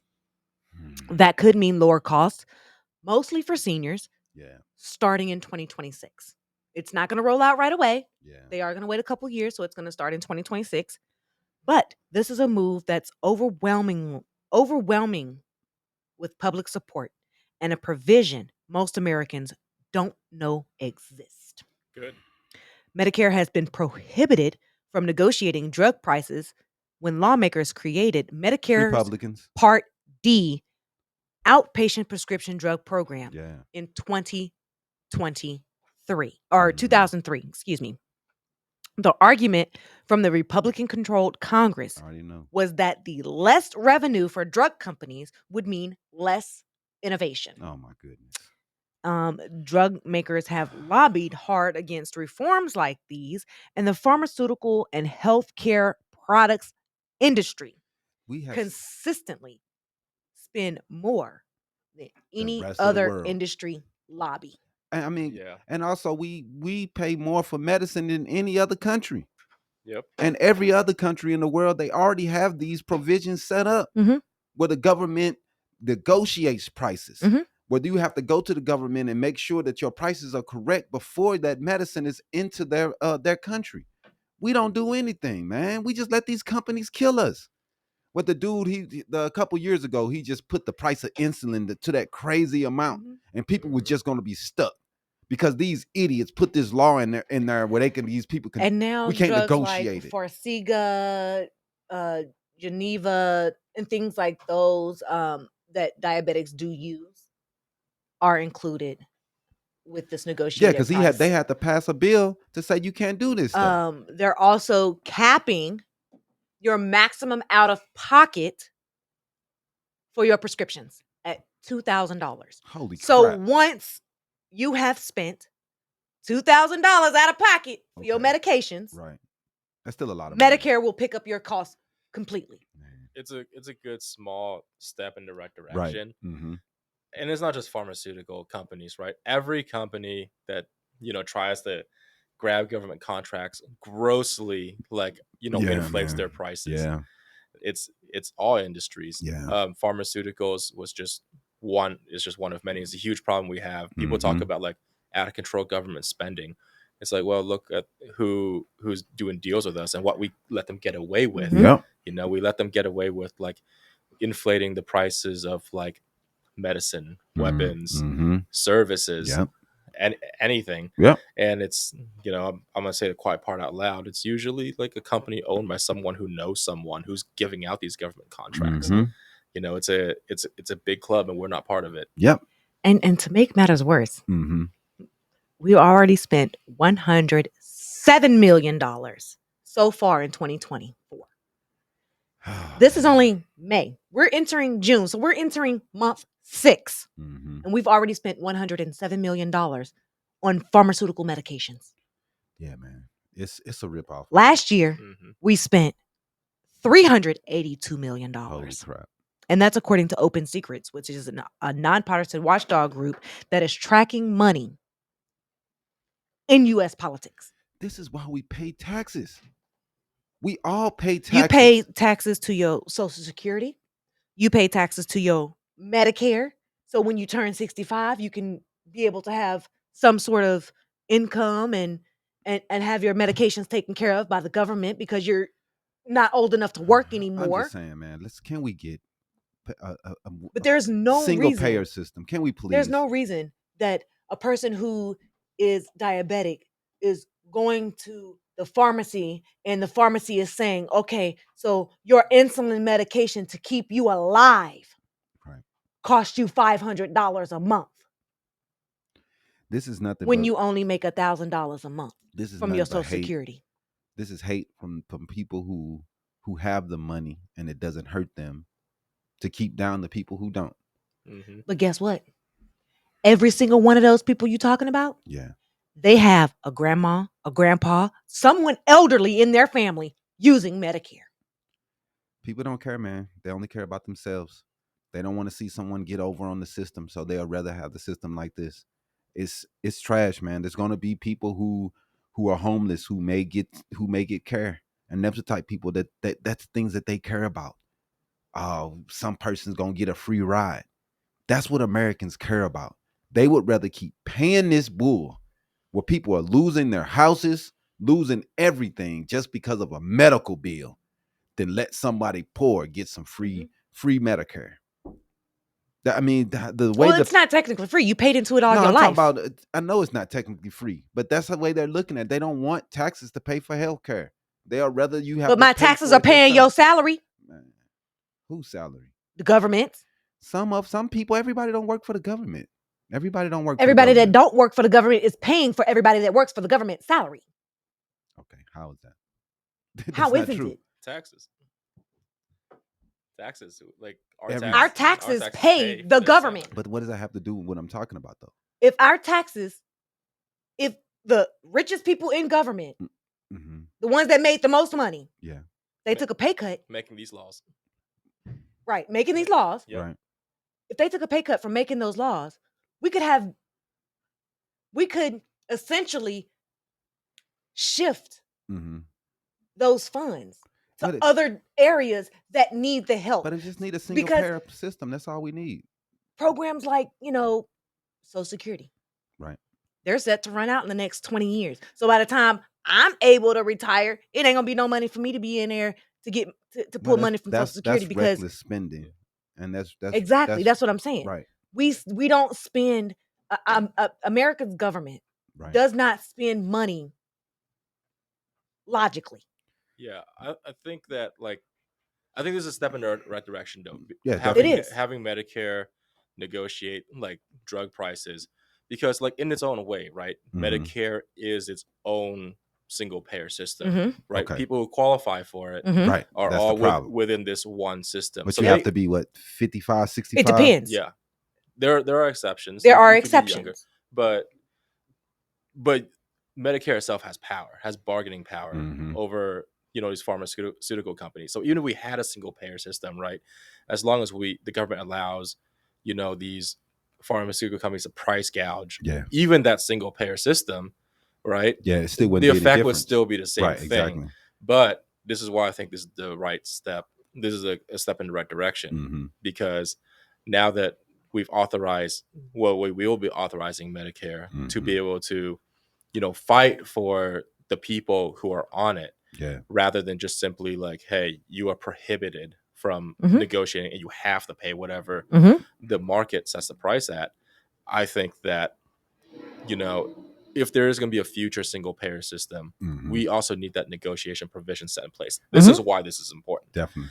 I also want to draw attention to the fact that within his first term, President Biden did negotiate down price, that goes through Medicare. And I think this is also a natural extension of him negotiating it down. It's all right, now that instead of setting the prices lower. We just have a mechanism for ongoing ability to keep resetting these prices, in the best interest of the people who are on it. Mm-hmm. Another thing I want to draw attention to is for folks who are not Medicare, right? Yeah. Who might Maybe not Medicaid necessarily, or Right. that might are not- still receiving those medications. yeah, who might not be necessarily benefit from this immediately. Mm-hmm. Mark Cuban recently started like an online pharmacy Oh, okay. where he's like selling like the generic versions of a lot of There we mainstream go. drugs at a very discounted price. So even if you're if you have to pay out of pocket, for example, instead of buying like the Farxiga brand, you yeah. might buy The the generic brand Yeah. of that drug with the same active ingredients. And those and weren't pay 3 times less. those weren't available at one time, right? Because most people were going to Mexico and things And like see, that to get that's to get the thing. Allegedly. yeah, that's And, crazy, and see, man. that's the thing too. Like with these name brand medications, Mm-hmm. after the name brand has been on the market for 10 years, Somebody else can that's make when the generic brand definitely. becomes available. Right. It's monopoly rule. But there are pharmaceutical companies like AstraZeneca. We're just gonna go ahead and throw your name out there. They are fighting against this negotiated program. They don't want it to happen because their drug, the one that I mentioned, Farxiga, it not only treats heart failure and type 2 diabetes, but it also treats kidney disease. So that's 3 different patients that you may have in your doctor's office, right, that come in and take that medication for a totally different reason. And they want to try to keep their monopoly on that. And there you go. go. They won't lose, but that's the law. They can fight all they want to. They're going to lose. Monopoly laws have been around forever. Mm-hmm. You're not going to be able to be the first ones to just say forget them. Look at Q-tips. You look at every product. There's a cheap one of them, and you're not going to. You're not getting around that. It's greed, man. Is a problem. And AstraZeneca is trying to say that the negotiated program is unconstitutional and deprives the pharmaceutical company of its protected property interest. Oh, man. What everybody else will be saying that then. You know what I mean? Cotton swabs. Right. They're not Q-tips. They call cotton swabs. Everybody has that, man. Stop it, bro. Let's go to the next story, man, because they're so ignorant. Get on my nerves. All right. It's greedy, man. I mean, this week has just been a big week, right? Mm-hmm. The DOJ has filed a sweeping lawsuit, antitrust lawsuit, against Ticketmaster and its parent company, Live Nation. Good. I hate Man. Ticketmaster for allegedly With a monopolizing passion. Yeah, the man. music and live entertainment Yeah, man. industry and driving up ticket prices for fans. Man, the ticket prices are astronomical nowadays. They are. It's insane. Which is why they're saying that the lawsuit, which is backed by 29 states and Washington, D.C., comes after Ticketmaster and Live Nation have drawn widespread scrutiny over their exuberant fees for tickets. And they don't tell anybody what the fees are. With prices right. often far exceeding the face value. Man. Yeah. So, guess what, Live Nation? Guess what, Ticketmaster? The artists have rebelled against you and said, we're going to resort to selling the tickets in person at the venue in order to help fans avoid the high prices and fees that come with purchasing tickets online. The thing is that their greed is hurting the artists because less people are going to these shows because they cost so much. Nobody wants to pay $700 for a ticket to go see these people. I forget who it was, but there's an artist that's in town this weekend, and he's not doing his ticket sales through Ticketmaster or Live Nation. Just come on down. And the tickets are $71. $71. Yeah, Ticketmaster versus a $500 ticket from Ticketmaster. Exactly. Ticketmaster is an example of what happens when a company has too high market share Mm-hmm. because they operate about 90% of the ticketing industry. Yeah. So 90% of all tickets That's crazy. go through them. And they were saying that one of the things that they were doing also was any competitor that was coming out against them that had lower prices for tickets. Live Nation and Ticketmaster was saying, come on, you with us now. We're going to acquire your business. You under us now. So Right. now whatever prices you have set, now they're what our prices are. Mm-hmm. Yeah. Like if I when I'm buying a concert ticket, right? If it was like set at like $200-$300, I'm like, Right. you know what? I'm making a conscious decision to spend this money. But it's always like the $80-$90 fees that Ticketmaster tax on Man. that makes me like, how is this legal? Right. You know, like how, and they're even getting to the point where they're going to certain venues and they're in their contract, they're like, Mhm. hey, you can't sell them here at the venue, Mhm. so they can Wow. circumvent our Mhm. exorbitant. And they're doing that You with know, the artists as service well. fees. They're putting artists under contracts and telling the artists that they can only perform at venues that have Ticketmaster and Live Nation sales. But the nice thing is, you know, for artists out there, especially big artists, Taylor Swift, I'm talking to you. Mm-hmm. Start railing against Ticketmaster. Yeah. People will start appreciating you a lot more. Oh, she's been doing a lot Yeah. against Ticketmaster. I don't think Taylor sells very many of her tickets through them anymore Yeah, because that last debacle. because of the last Yeah. incident she had. Where Right. they Yeah. messed everything up. But get this. People always talking about how celebrities jump on like, you know, The bandwagon. popular trends. Mhm. Here's a popular trend. Start hating on Ticketmaster. Yeah, Yep. for real, man. And get this. In the response to the lawsuit, Uh-huh. Live Nation has said in a statement that the DOJ will lose in court because it ignores basic economics of live entertainment. Man. Well, you know, they have lawyers and they're gonna come up with their ideas, and you know, they're gonna say that they're gonna lose money and I'm these sorry, fees are basic needed. economics of live entertainment. Right. I'm sorry, Live Nation, Ticketmaster. If it's a $70 ticket at the door, why am I going on your website and paying $600 for the same ticket? Basic economics. I'm paying the No, $70 man, for the it's ticket. just an excuse. The basic economics of them trying to get rich. That's Yep, all it's that's about. all it's about. That's all it's about, man. They just trying to screw everybody. And they're not gonna do this, man. They're not gonna be able to do this And anymore. I've heard Republicans say that this wouldn't be happening had Obama not let Live Nation and Ticketmaster merge in 2010. I mean, that is true. I'm not gonna lie to you, man. Letting these companies merge sometimes takes away. It monopolizes Right, the industry. and then they don't want to go versus each other versus prices, and it just eliminates any other people being able to put lower prices in. So that does hurt, man. Sometimes I'm not gonna blame him, but I mean, because we have a couple monopolies that's going on in this country. We have one with eyeglasses and shades, and these companies taking over all the eyeglass companies. Now, it used to be really cheap to get you some glasses. Now it's so ridiculous because this one company owns everything. Yep. And just to use that as an example, Eyeglass World. They always advertise you can get 2 pair for $79. That $79 is a lie. The $79 is just The for glasses, the frames. right? Just the frames. You're not gonna get. That's not you getting the eye exam. Them telling you what your prescription is. Right.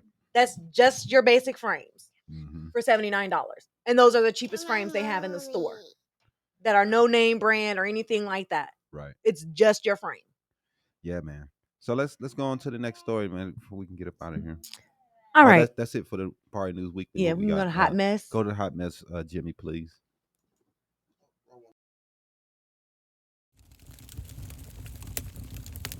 Get ready for the week's Hollywood Hot Mess with Aisha Rowan. Sponsored by Mama Soul's Fish and Chicken. If you want you some good old soul food, go on down there to 19th Avenue and Greenway, or hit their new spot that's opening up June 1st in Mesa. Okay, Demi. All right, y'all. So this week I got a hot mess. I'm thinking it's J. Cole this week. We're gonna let Kanye West slide. We're gonna let everything else slide this week. This week is J. Cole. His second guest appearance since apologizing and exiting his lyrical duel with Kendrick Lamar isn't striking the right chord with his fans. They said even though he's riding rap's hottest wave at the moment, on Friday, Cash Cobain released his new sexy drill single, Grippy. with a rare Cole feature on what's really just an updated version of CC's 2023 track Dunk Contest. Nah, I'm sleep. Sources close to the song's production tell us that Cole DM Cash to hop on the song, and the rest is now history. So what's the mess? Cole avoids all references to his abbreviated K. Beef with playful lyrics. I call her that because it's grippy. She thinking it hip. She's a hippie, and she's thinking of lips. She gonna lick me, and believe it or not, like Ripley's. She said she was gay until I slayed. Now she's strictly dickly. What the hell does this have to do with The Kendrick Lamar beef? I don't see how it has any connotations. Yeah, I mean, that just right there was, to me, was like, what the fuck? Yeah, I don't know. I don't get it. I don't know. But Right, that's what I'm saying. Like, it was part of a diss that he used. He just reused the lyrics to a new song. Oh, okay. Mm, You couldn't come up with nothing better, bro? I guess not. it wasn't good the first time. So those lyrics was in something else. They was listening to something else. Oh. But people reuse lyrics all the time. Dog, how you just gonna come out of a Kendrick Lamar beef after you use these lyrics in a song and then go put them on another song that's not supposed to be part of the beef? Yeesh. After you apologize for getting into the beef. Oh, I get what you're saying. A hot mess. He tried to put something behind him, and then he immediately went and recycled it. Exactly. Mm. But he didn't say his name or anything. No, he just used the bars. He just used the bars, but he made sure he avoided saying Kendrick's name. Only thing I can say is this: rappers don't give the best. What do they call that? Guest when they do guest appearance on other body's songs. Features. Yeah, their features. They don't always put their best lyrics forward. Not all the time. But here's the thing: J. Cole contacted dude and was like, "Hey, let me hop on your song. Let me be a feature on your song." And then you came in and recycled some old bars. Right. I guess, man. I don't know what to say about that. Get out of here with that mess, please. Right. I guess. What else we got? We're gonna go into hip hop news. We got some hip hop news for you. Okay. All right. Drake raps over BBL Drizzy and snazzed on it. Spazzed on it. Thursday night, fans got a glimpse at his newest chess move. As you can see down below, Drizzy gave Sexy Red a feature on the track, You My Everything, which comes off of her new EP, In Sexy We Trust. Interesting enough, the song samples Metro Boomin's BBL Drizzy. And of course, Drake is using the beat as a way to get back at Metro while also reclaiming the production for himself. How you gonna get back at the man when you giving him more money for the beat?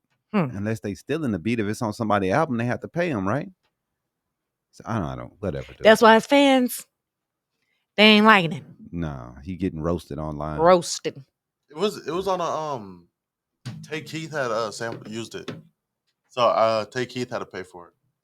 He had to pay for the beat? Yeah, Tay Keith. Right, but somebody still was paid Metro Boomin for the beat. I don't know how you're whatever, dude. He still got his royalties from the beat. That's why I'm like, dog. And he's gonna continue to get his royalties from the beat every time the song is played. It doesn't make sense. So who really won here? Right. Metro Boomin? Yeah, I don't know, man. And then for him to try to turn it around and use this song, nah, bro, you need to go far away from this song as possible. As far away. You need to just leave it alone, bro, because you just leave it alone. Because you got roasted. You got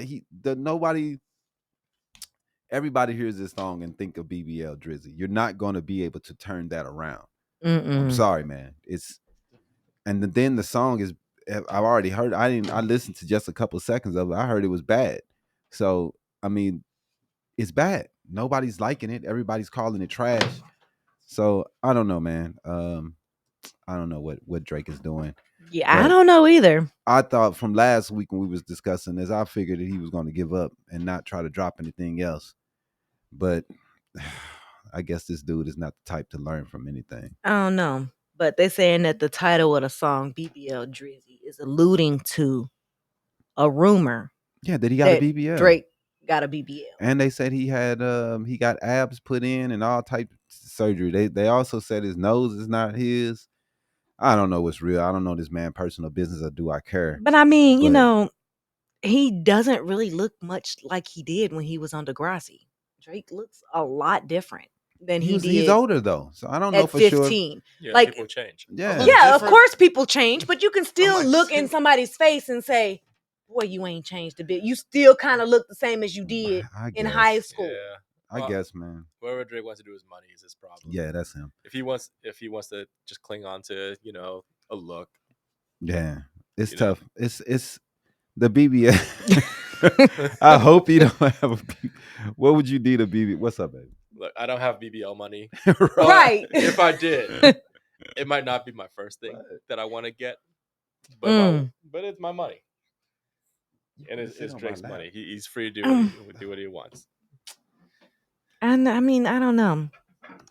Yeah, that's crazy, man. I'm like I said, I hope he would, Jimmy. I hope he would give it up. His nose is the exact same. You a Drake fan? I am a Drake fan. Confirmed. That's why he went in there and looked it up. Drake, bro, y'all can't, I don't know. I don't get how people hate on people's success. Ain't nobody hating on their success. It's the fact that you came out with a song that all. Look, nigga rich. What else can you say? Everybody's not going to be a fan of dude, and when you understand that that's how music is. Your favorite musician may be hated by the next person. He's not my favorite, but you know what I'm saying? If you like him, regardless, some people are not going to, and he's a pop artist, so that means a lot of people are going to have a lot of feelings about him because he's known by so many. When you make pop music, you're trying to make music for everyone, and usually that cuts out a lot of people because people don't like music that you're trying to make for everyone. So he's gonna have a lot of people, man, that's gonna talk about him, man. That's just how it is, bro. But to me, I've never been a fan because why try to be a rapper, man? I mean, just be an R&B artist. Stop trying to be hard and be a rapper. And that's the part to me he kills me on. But in the song he did say, "Me and the surgeon got history. I changed a lot of girls' lives for real. They need a new body. They hitting me." So he's going to get other girls' BBLs. See, it's a better investment. It's money. Oh man. He said they want a new body. They asked me for it. Wow. The last one drunk, he did it for free because I sent over so many passports for him for real. Oh my goodness. Why don't you just get girls that already have booties instead of get the big booty girls, leave the little booty girls alone? Man, you need to talk to Sir Mix-a-Lot. He, you know what I'm saying? He understood the plan. You don't have to make a big booty. Well, I'm lost, man. Do you really need a BBL for a big booty? Man, some people do, but it looks funny. I've never seen anyone that it doesn't look. It always look weird. Like the cheeks are bigger than the thighs. Like the thigh to hip ratio, the thigh to booty cheek ratio is off, and it just looks weird. But whatever, man. Whatever you got to do, man. They say it. I just thought that was hilarious. It is funny. But what else? That's it. Let's go to the comic books real fast. We don't have much to talk about. Comic sports.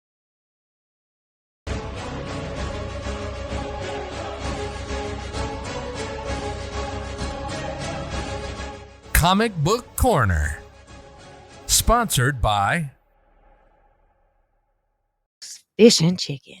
Go on down there to 19th Avenue and get you a plate of that good old soul food. I know y'all been wanting it, especially those in Phoenix. Y'all ain't nothing good. Go on down there to Mama Soul's Fish and Chicken, get you a hot plate. She is from Virginia, y'all, so it comes out when she starts talking about soul. Hey, where else the soul gonna come from, right? Straight from Virginia. But anyway, man, not much in the news of comic books this week, man. It's pretty slow. What's the story you got? Warner Bros. Just dropped a bombshell with the release of their first full trailer or Beetlejuice. Beetlejuice. Beetlejuice. I saw the trailer. He didn't look that great. Yeah, I wasn't impressed. Me either. But I I was like more Winona impressed Ryder. with the first Beetlejuice. Well, I mean, that's 40 years ago. But it could be an interesting turn. It might be good. I'll check it out, man. But I definitely, just the route that they went. I wish they kind of went a different route. But we'll check it out, man. It is a loved movie. A lot of people have loved Beetlejuice for years and years and years. I'm surprised it took them this long to make a sequel. Man, it's ridiculous. But Winona, she's riding her the fame from that from the TV show, the Netflix show. What was it with the kids? Stranger Things. Yeah, Stranger Things. And she's blown up from that. That's not her. Huh? That's not her. She's from Wednesday. Yeah, she's from Wednesday. Oh, you're talking about Jenna Ortega? What are you talking about? You said Winona. I'm talking about Winona Ryder. I thought you were talking about Jenna Ortega. Nah, man. Jenna Ortega. Because she's from a Netflix series too.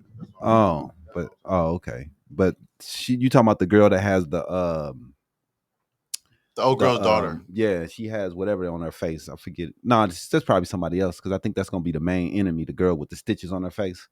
Yeah, I'm talking about the daughter who said the name in this movie. Oh, okay. The daughter of the daughter. Yeah, the daughter of Winona, of the daughter. Ryder, right. Yep. Yeah, so yeah, man. Winona, man, like I said, I've always been a big fan of hers. So she's gonna do great of all. But they brought a lot of the cast back, those that are still alive, because a couple of them have passed away. But it should be good, man. We'll see what happens with it. And hopefully, they give us another trailer for we can kind of get a better idea of what's going on, because it seemed like it was kind of hectic in the first trailer. They put a little too much in it for me.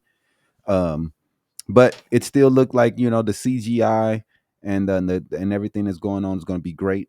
And we'll see, man. We'll see what it do, and check it out. The first one was great, but you know how it is when they do these sequels, and especially 30 years later, they usually cash grabs. Yeah, that's all they are, cash grabs, man. But hopefully the movie it can be at least somewhat like the first one. The first one was really good, man. It was really good. That first one was really good.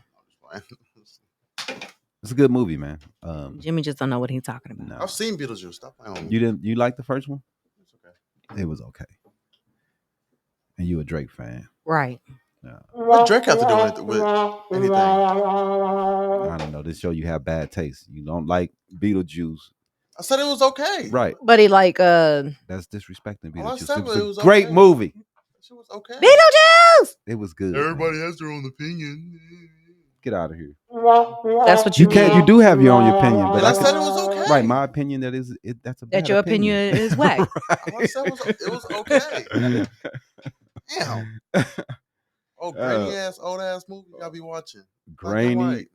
It's none of it's that. not black and white. Yes, it is. Stop. All y'all movies is in black and white. I do these kids. Every time I walk in the living room, they watching the Clint Eastwood movie. God damn it. I'm tired of it. Hey man. You could have said anything else other than the Clint Eastwood. It's so long. I don't watch no black and white anything, and I hate westerns. So you watch all that. Don't let him fool you. Right. Let's go on to the sports, bro. Mad because you got a horrible opinion. I said the movie was okay. Right, okay.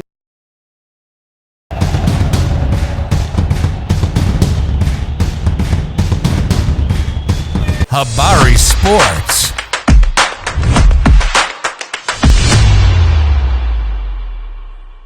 When you like, oh, that was okay. You think they're gonna be like, oh, thank you. They gonna be like, well, fuck you then. Right.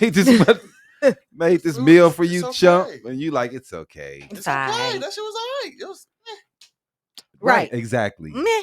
So what are you arguing for? Okay. You didn't said the movies, man. Okay. I think that Superman and Lois series was good. And what y'all say? I thought it was ass. Exactly. What? Right, but that's because you a DC fan and we Marvel fans. Who said you like? I thought it was a good show. You thought it was a good show? I thought it was a good show. I did not like that show. I kept falling asleep on it. The CW. I just think that we watch too much CW. Superman and Lois is a decent show. It's on Max, right? Yeah, it's on Max now. They have, but that's who made it. The CW made it. Did they?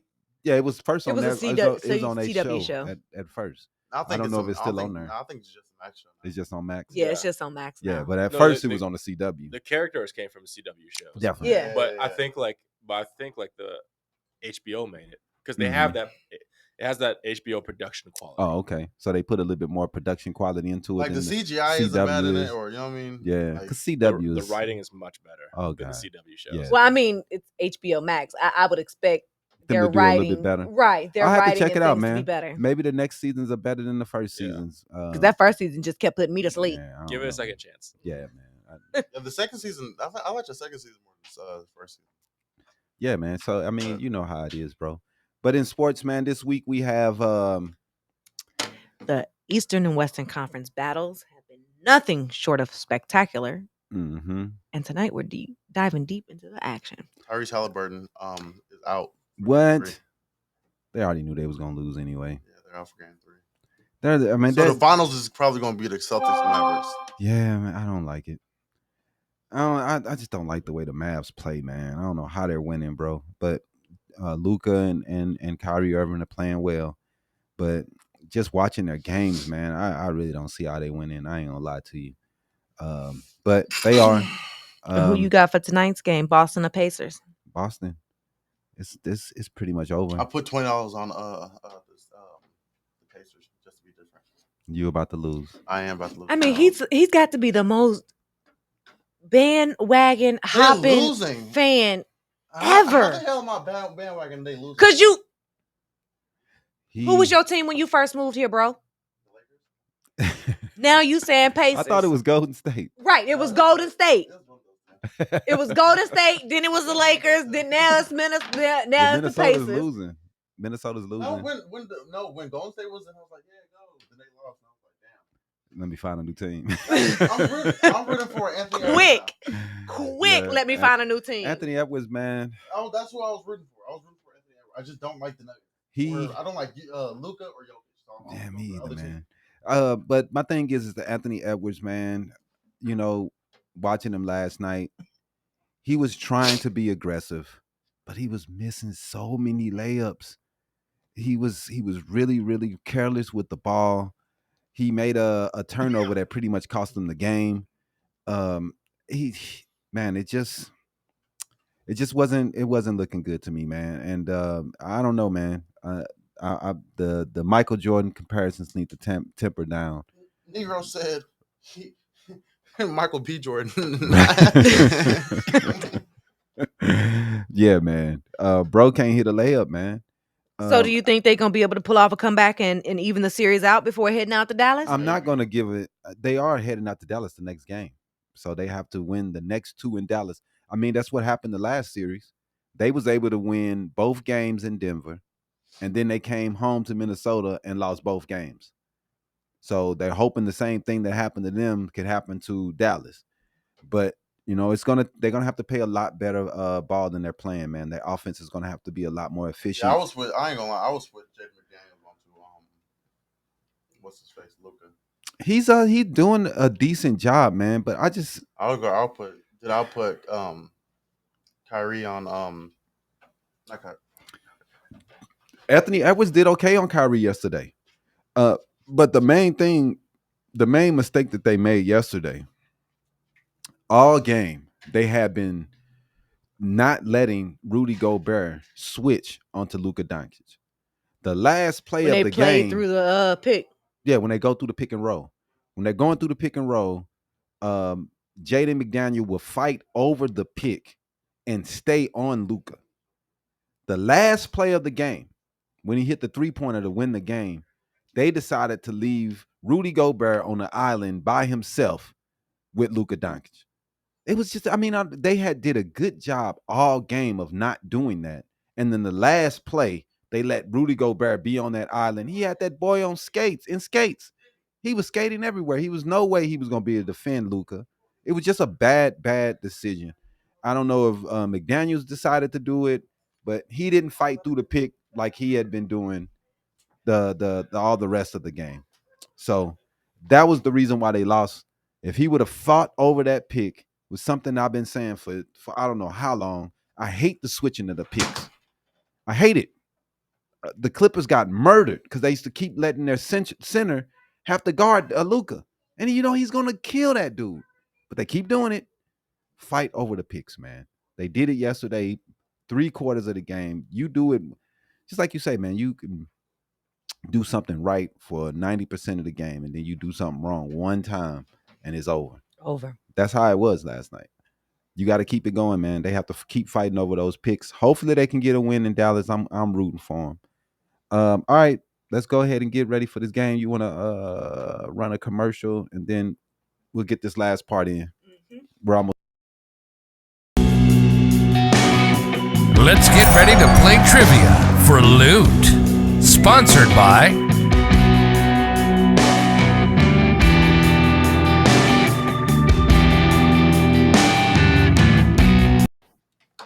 All right, man. Let's get ready to play some trivia, man. John, we're gonna have 10 questions right here for you, and you're gonna have to run them from there and see what you can do. If you can win, you get a free T-shirt, Habari Live T-shirt, and or Habari Entertainment T-shirt, whatever we have on hand, and we'll get that going to you. But we're waiting for her right now for some reason. All right, is this multiple choice, or do I have to just know it? You got to know it, man. We'll give you multiple choice. Man, newsflash, I don't know anything. Yeah, I kind of stopped giving a multiple choice. Because it's too easy. It's too easy. I want y'all to use y'all brains. Because guess what? Most of the time, my trivia is related to something that you do for your business. Oh, God. All right. Question number 1. What Japanese term is often translated as deep apology and refers to a heartfelt apology accompanied by sincere remorse and a commitment to make amends?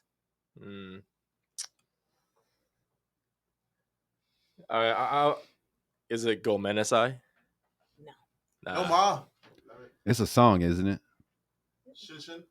It's just a word. No. It's a term. Okay. Show the answer. I don't know how to pronounce it. Shazai. I'm not sure if I'm pronouncing it correctly. Shazai. Mm-hmm. Okay. All right. Next question. In Greek mythology, which god was known for his inability to apologize, leading to numerous conflicts and disputes? Oh, that's a trick question. All of them. Right. I mean, like, not once, like, did Zeus ever apologize to Hera for cheating on her all the time. Right.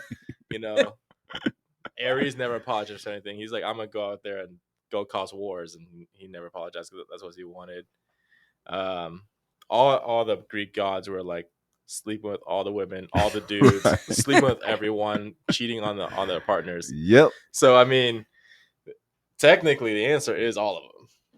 It is, but we're looking for one in particular. This one did it the most.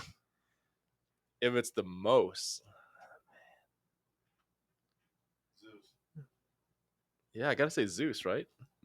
Yeah, that would be my guess. Zeus is wild. Wow. He's wild. I play God of War. Disney Zeus is a lie. Right. His is the dumbed down, lamed up. We're going to give it to you this way Disney, version. They have to make it the child version. What is the term for a written or spoken expression of regret or sorrow for having offended, harmed, or wronged another person? I mean, that's an apology. It is an apology. Oh, she almost got me. She asked, like, do you know your own topic?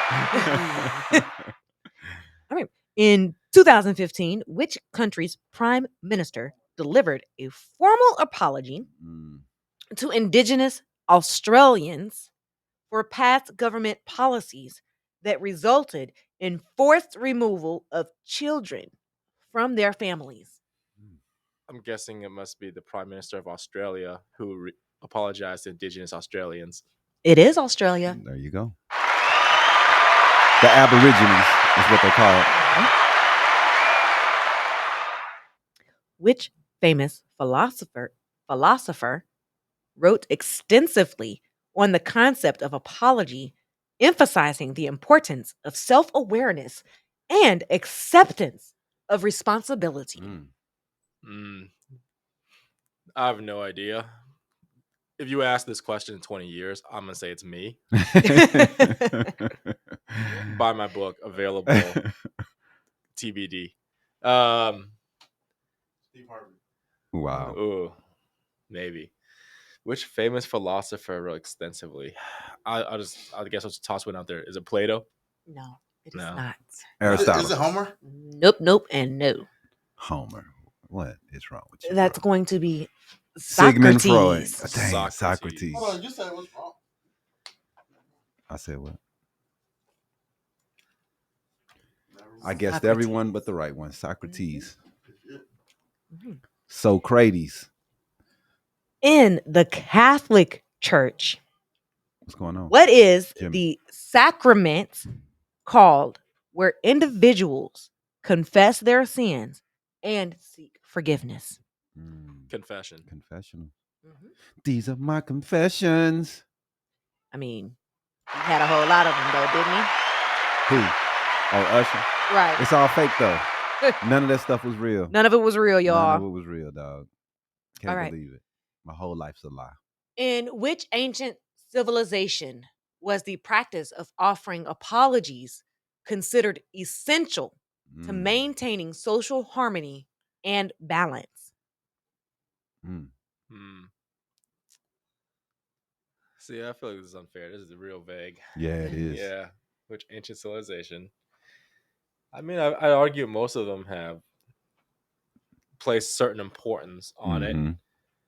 But I'm going to go with my gut, which says that the teacher's Confucius and his emphasis on social balance, being a member of the community is more important than being the individual, was prominent in his teaching. So I'll say it was China. It is The Ming ancient Dynasty? China. Yeah. That's Ancient dope. China. Narrowed That's it dope. down. Yeah, man. They are, when it comes to things like this, they are above a lot more people. They are. Because we have issues. I have my opinions about that. Yeah. They also have higher expectations for every other culture Yeah. too. Yeah. I mean, it seems like As I have encountered.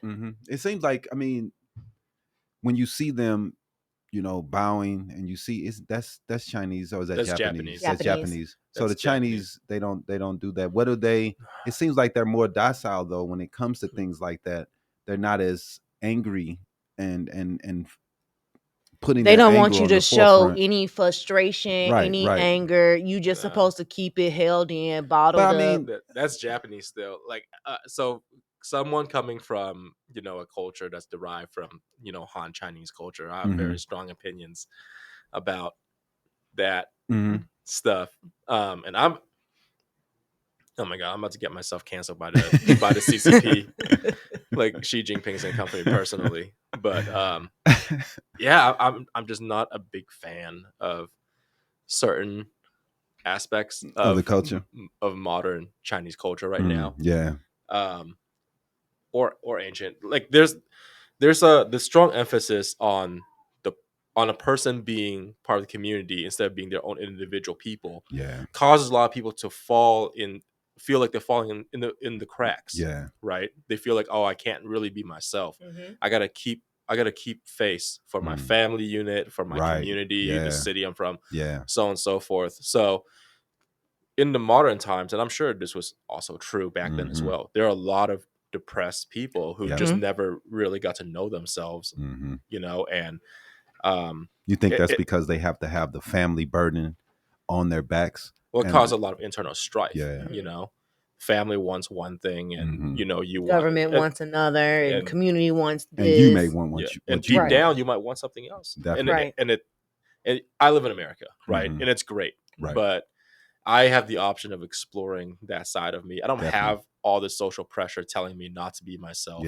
Versus, like, from someone who is from a more Eastern centric culture, derived from like Han Chinese culture, where there's a lot more social pressure telling them like, hey, stop doing that. Don't be Yeah. like that. You got to worry about this. This should be your priority. Right. Different sources telling you to do different things. Yeah. When that's not really what you want to do or focus on. Yeah. My parents were like that, Right. you know, but at the same time, I also had less societal pressure around me, Yeah. you know, kind of teaming up with them. Right. So I think I got lucky, but I have a lot of opinions about. Does is the Chinese are they the ones that keep the like the credit thing? And if you did something wrong to somebody, your social credit can go down, and that can hurt you to get housing and things like that. Yeah, so this is also a misnomer I feel that permeates on racist internet. That was an idea that they had. Okay. But it was just an idea. It was never implemented. Okay. But, you know, a lot of people heard about it. They just kind of ran with it. And, you know, they're like, oh, China's about social credit. It's like, and I get it. It's an insidious idea. Yeah. I hate it. And it's terrible. It but is they never, a horrible idea. But they never implemented it. Okay. Yeah. It's just people talking, getting things going. That's how it is. And it's a good thing they never implemented it. It's a great thing, because that's horrible. Very. All right. So we're down to our last 3 questions.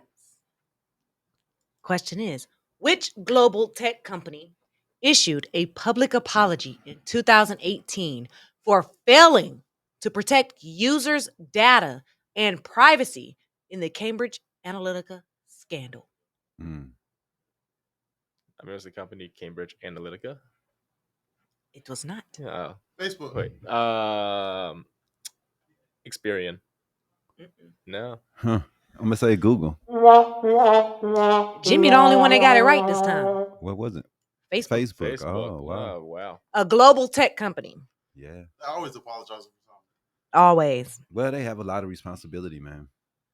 All right. What term describes a situation where someone apologizes excessively or habitually, often without genuine remorse or intention to change?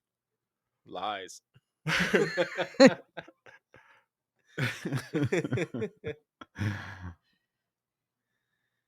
Oh, man. That's a tough one. There's so many words for this. I don't know about the right one. Yeah, you could be lying, gaslighting. Yeah, that's a tough one. What you got? What's the answer, Jimmy? Over apologizing. Oh. Or apology addiction. So a lot of people have that. You know, those people that just like, sorry, and nothing even really happened. They're just like sorry. And you have to tell the person, hey, dude, stop saying I'm sorry. You don't have to keep saying you're sorry, dude. It's all good, bro. Last and final question. Which landmark event in American history led to a formal apology from the U.S. government to Japanese Americans for their internment during World War II? World War II. No. What landmark event in America? Yeah, it was the concentration camps, holding the Japanese in concentration camps. That was it, but that was the landmark event, right? But Pearl Harbor? No. Out of this landmark event, something came about. Yeah. That happened. The internment. I don't know. What's the answer? The Civil Liberties Act of 1988. Oh, well, it took them like another like 20 years to sign that with Reagan to make sure that doesn't happen again. Right. Which is what they're saying that led to the formal apology from the U.S. government to the Japanese Americans. That's who apologized. Reagan apologized. And put that act in order for it to never happen again. I was just watching that the other day, man, on Lost. What is it? Mysteries of the Abandoned. Yeah, Abandoned Treasures of America. Yeah, something like that. They went to that place in Washington because it was in Washington where they was at, and there's only one more building left standing. I think what they're going to try to do is turn it into a museum, right? Yeah, they do it. They have a museum there, and they're trying to memorize it more, commemorate it more because they haven't been doing that, and they've been doing a horrible job, like they do with everything. No one cares about the pain that America puts towards other people, and they just want you to forget it. Mm-hmm. But with that one and others, did we ever have a formally? Did they ever formally apologize for slavery yet in No, America? they have not. They haven't formally apologized for a lot of stuff, but they was able to do that one. And they got their reparations too. Yeah, and it's all good. And they gave the Jews reparations for what they went through, even though we didn't even do the shit. And but slavery, they can't figure that out. But I mean, our government, the U.S. government, has not issued a formal apology. No, not one president. However, Yale, Georgetown, Princeton, Princeton. It's a couple more schools. There's been a couple of different schools. Yeah, they that have apologized for what they did because they had a lot to do. They had slaves build their actual schools. They had auctions at Georgetown. Right. They had auctions, and they would actually make money off slavery at Georgetown. So their institution was built off slavery. So they had to apologize because once all that came up, and I think they had some people buried there or something, some craziness like that.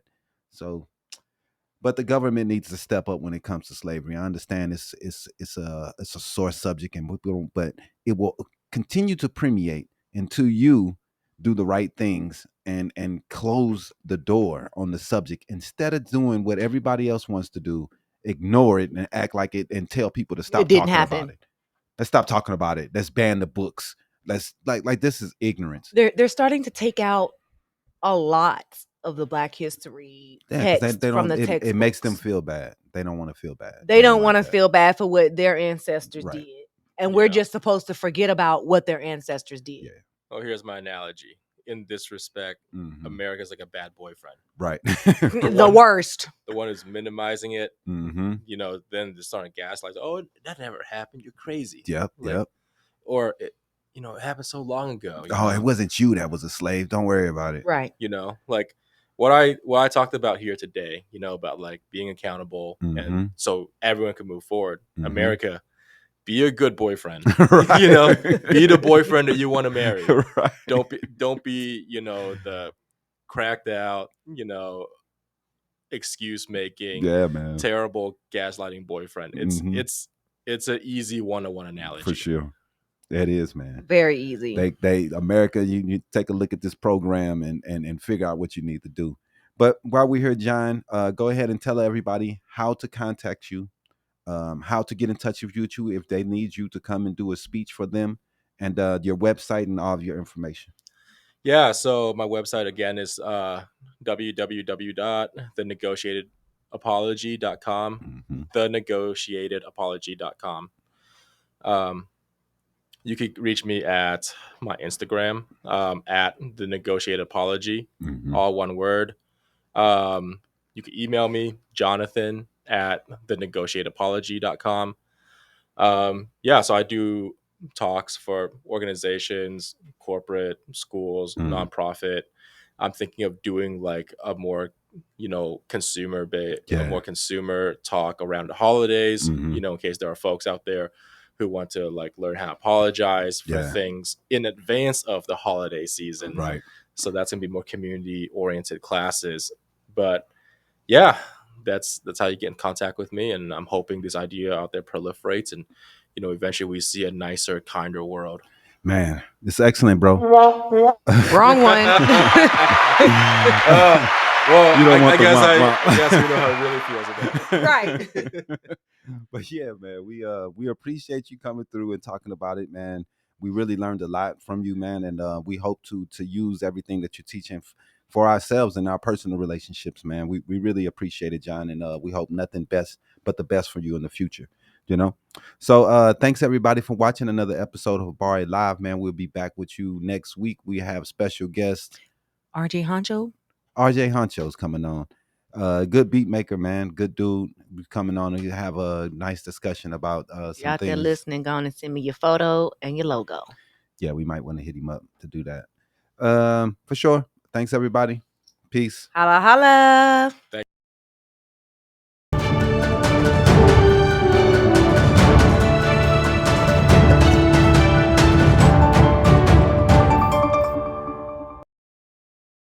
for watching another episode of Habari Live. Make sure to subscribe to our YouTube